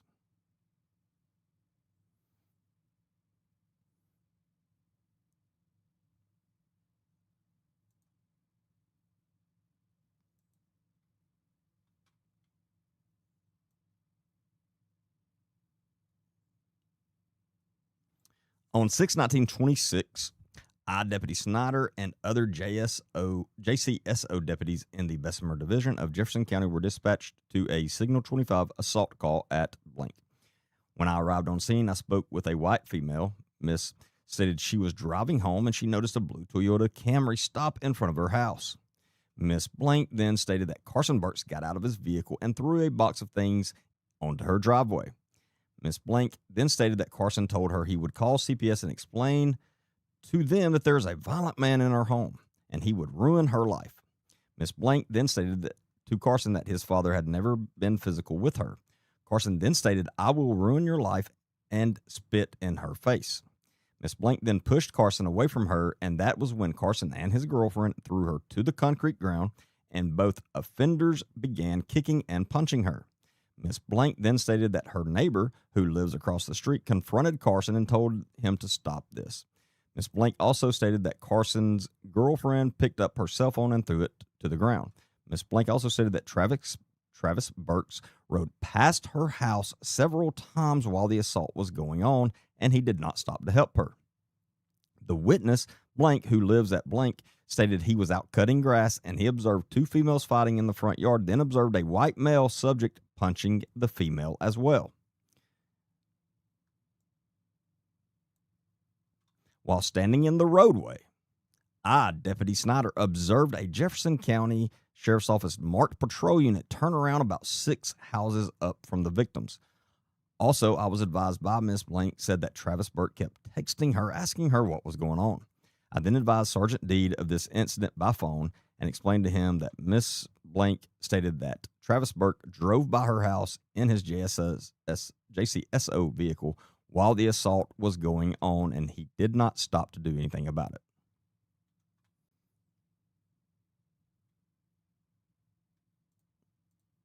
So there is the initial report.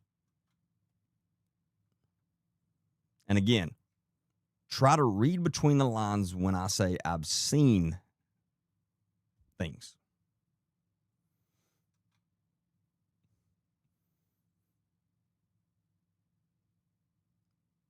So there you go, Jamel. You have any comments?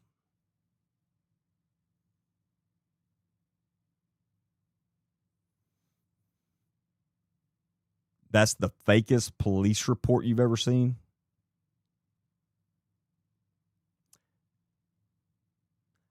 I've written thousands of police reports myself. How many police reports have you seen? What are you saying is fake about that? See, this is where's the petition and prosecution report at? I don't even know what the hell those two things mean. First off, nor do you. Here's the thing, and this is what I try to tell people all the time.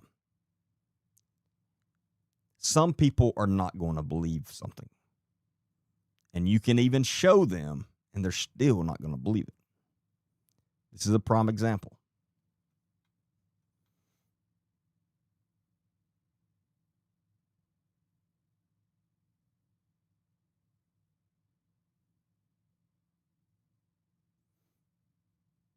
Carson wasn't on scene there, smart guy. He had left before police got there.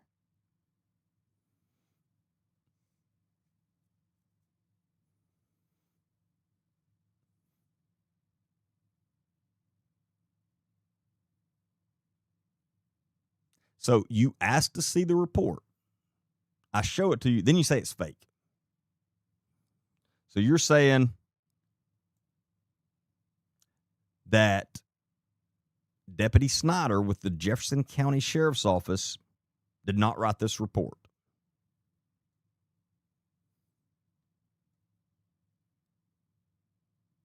On June the 19th of 2026.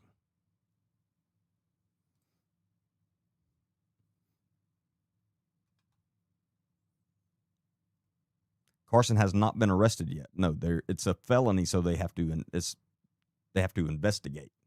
On a felony, you can't just go and sign a warrant.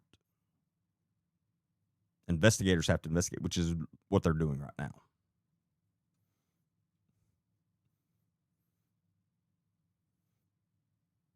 Carson will be arrested. Trust me on that. I can't promise you what will happen after that, but he will be arrested.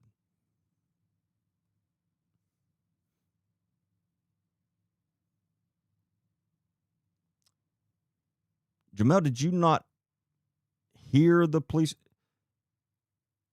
Did you not hear the police report when I read it to you? Y'all realize Travis is a JCSO deputy out of the division Bessemer? Yeah, the report literally says that, buddy. Okay, Jamel, you want to call me ignorant? That's called a keyboard warrior. Because, see, I'm a real fucking warrior. You're not. Don't say things online that you would not say to my face. That pisses me off.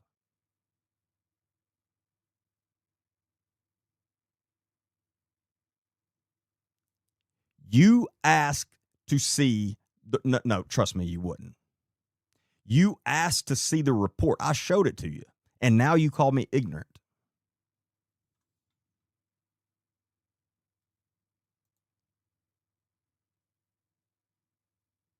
You can either talk like a real man or you can go on.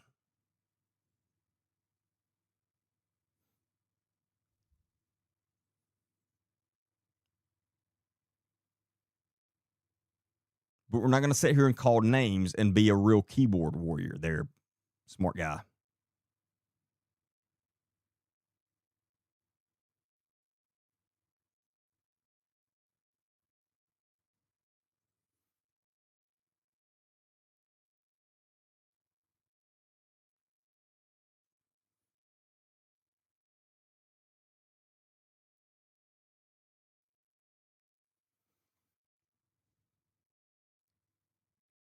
Where I get this information from.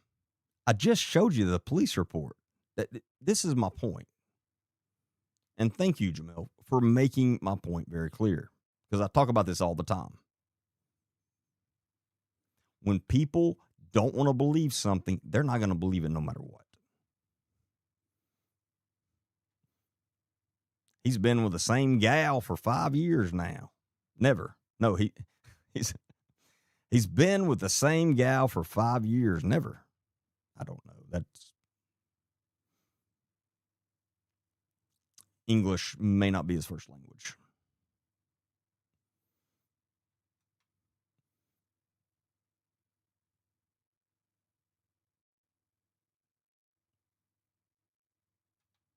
Also, if you go back and watch the podcast where I interviewed Carson, he admits to being there. Then he admits something happened when he says, I can't talk about it. Did you miss that part? Yeah, he said he went to drop a box off and then he didn't drop a box off, which makes a lot of sense.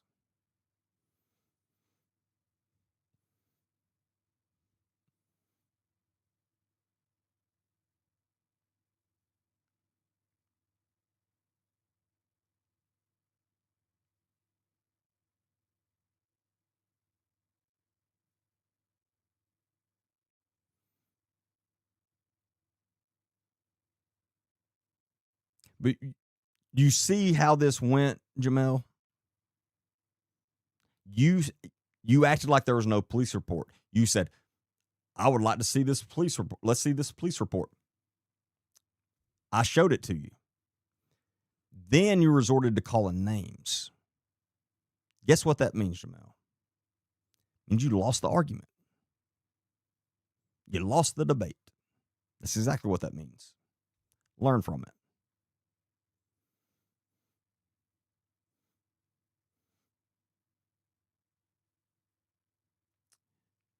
Jamel, I spent 17 years in law enforcement, and I still travel the country teaching law enforcement. I understand how arrest works.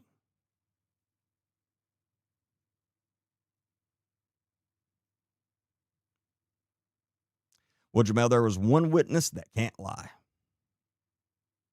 Again, you're still not reading between the lines.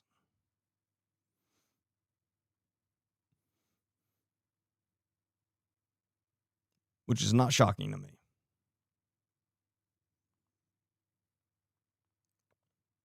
Again, none of your comments are going to age well.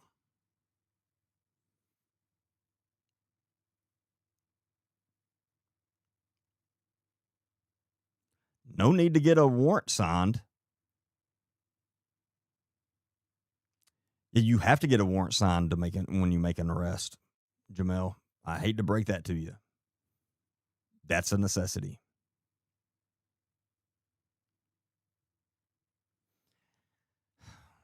I'm not going to sit here and explain the process to you.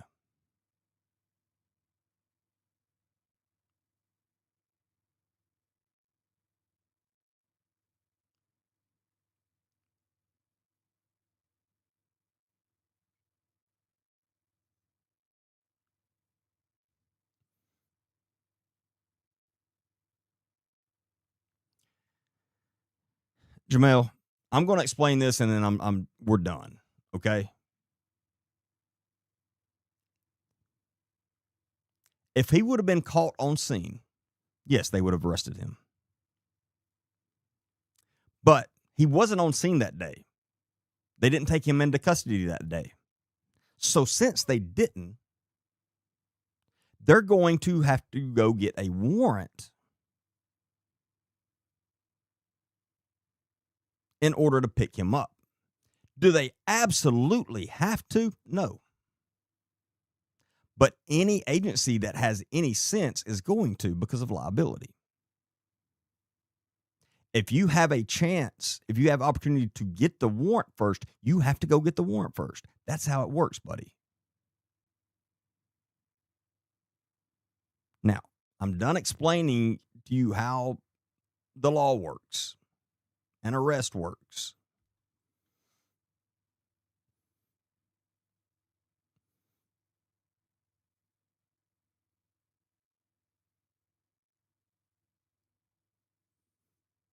And somebody said it, not if they're still investigating. Thank you, Brooke.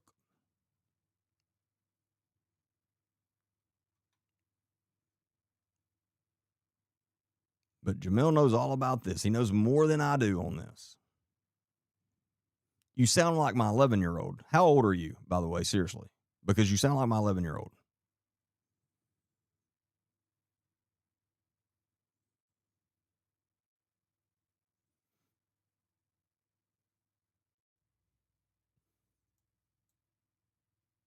No petition for the assault charge.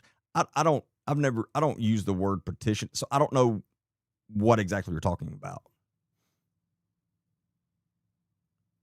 I don't know what petition for the assault charge means, honestly. And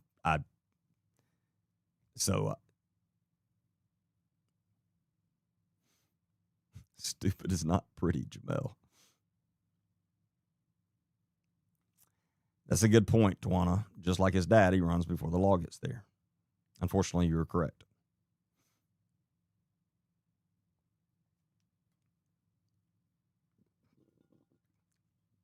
It's a serious felony.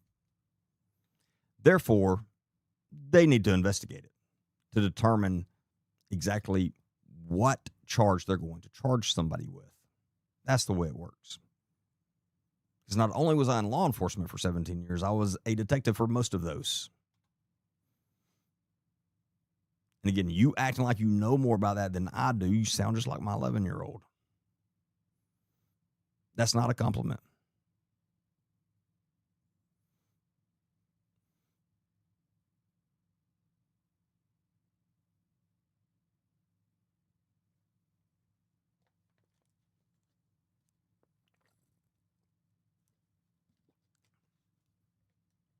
You see all these awards and badges I have back here, Jamal? You think those are decoration?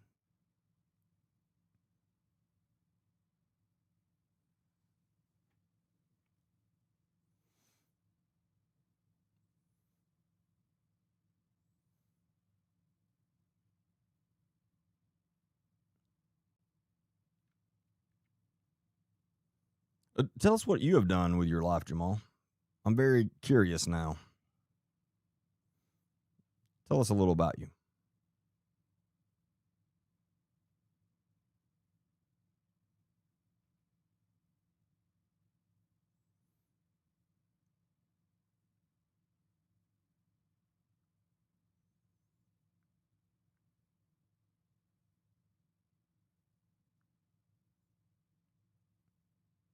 My job is TikTok. No, that's not, no. I'm a podcaster and investigative journalist is my job now, but I'm retired from my real career.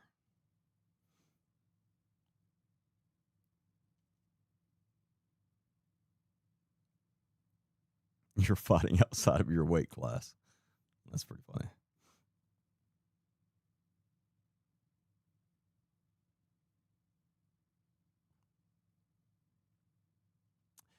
We think Jamel may be Carson, possibly a family member, but it may just be Carson. We don't know. But yes, Gloria is correct. He definitely doesn't understand the law and how things work.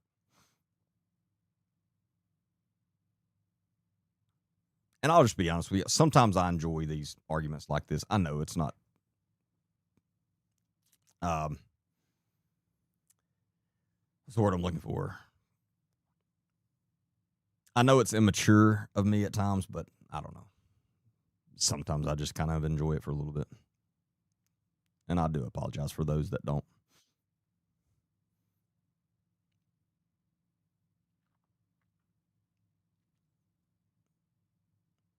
Get a life. What, Jamal, I'm asking you, tell us what you've done with your life. I'm curious. I've lived a pretty good life so far.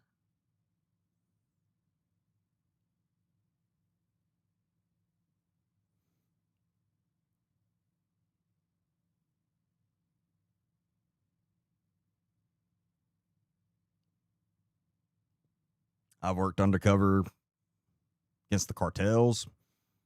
I fought the Taliban. Done a few things here and there. So I'm curious, what have you done? It's a serious question.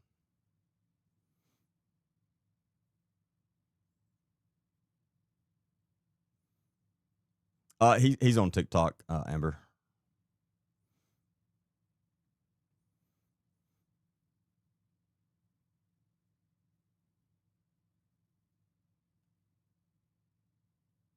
Toe to toe. I don't know what you're talking about. That's what you've done with your life? Toe to toe? I'm confused.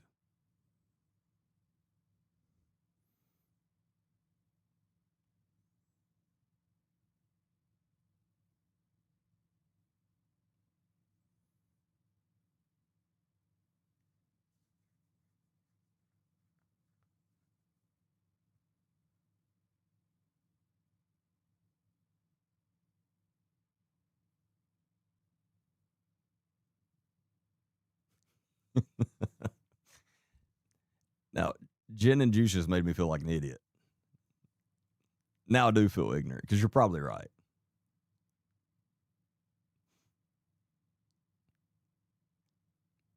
I would be willing to bet that this kid's name is Jamie with the last name that starts with an L. You're probably right.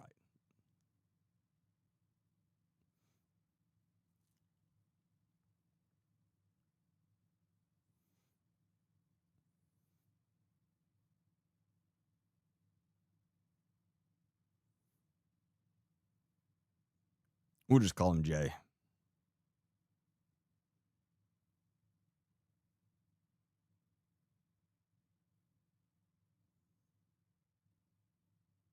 Are you Carson's girlfriend? No, I think this is a male.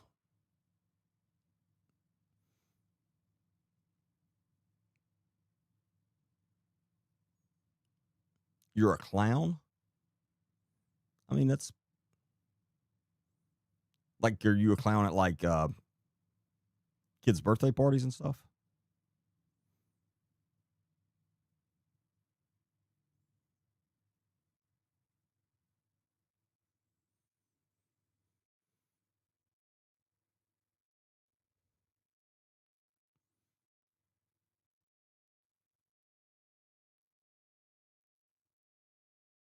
You're not a clown like John Wayne Gacy, are you? He was a clown too.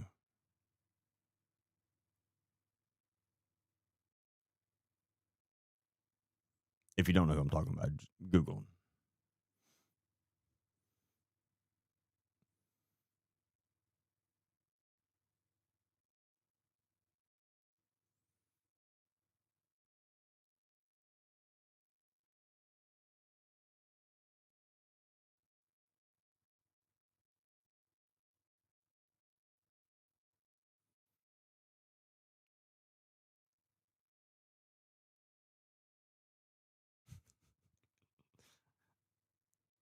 I think Miranda definitely knows who I'm talking about.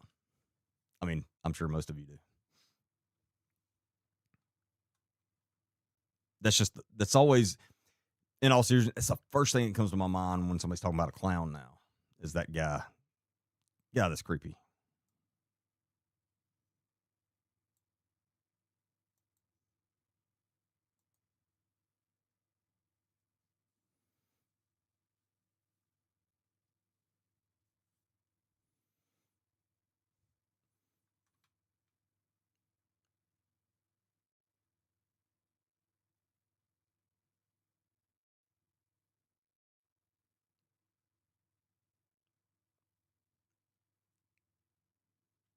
Ooh, that is not a bad idea, Tawana.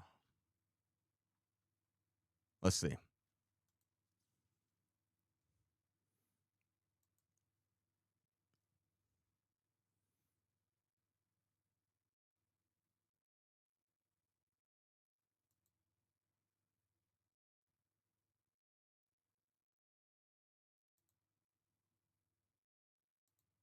Well, that's weird. Jamie Saliba. Saliba. You're gonna. I'm horrible at pronouncing certain names. I know I'm not good at it.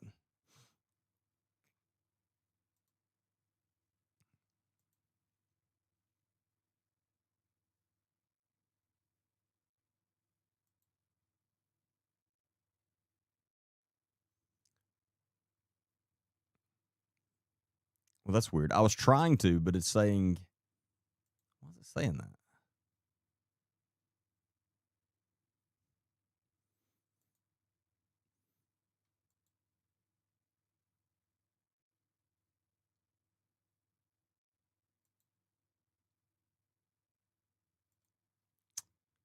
Huh. I'm in Alabama. I'm in Tuscaloosa, Alabama. Yeah, that did go dark quick. But no, that's literally every time I think about a clown, I think about that creepy guy.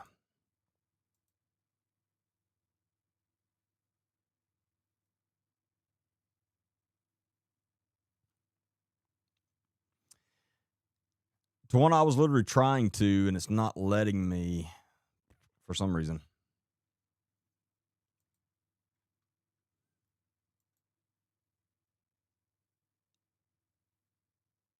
Hey, Jay, are you still on here? Or did you go?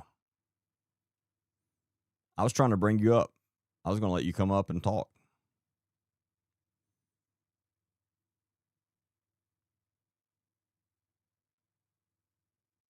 Which you should feel very privileged because I never do that.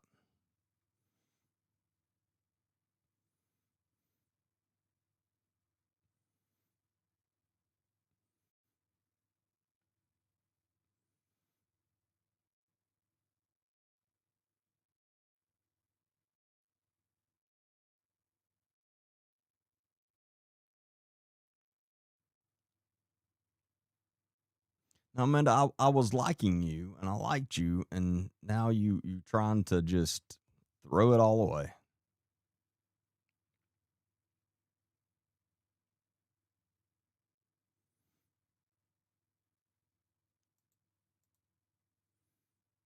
Yeah, it's probably way past Jay's bedtime.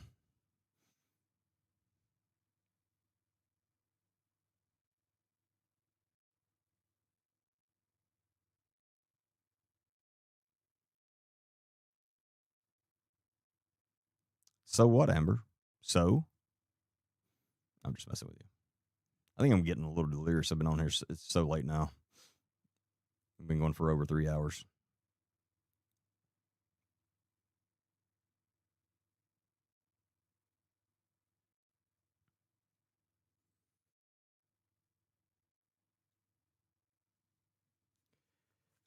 Oh, you're in Vernon? Yeah, no, you're not too far.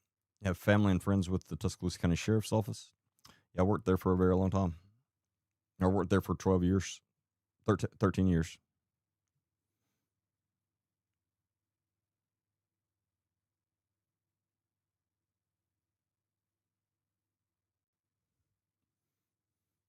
Oh, that's right. 4 hours because I turned off. I was just looking at the TikTok. Oh, God, that is why I'm so tired.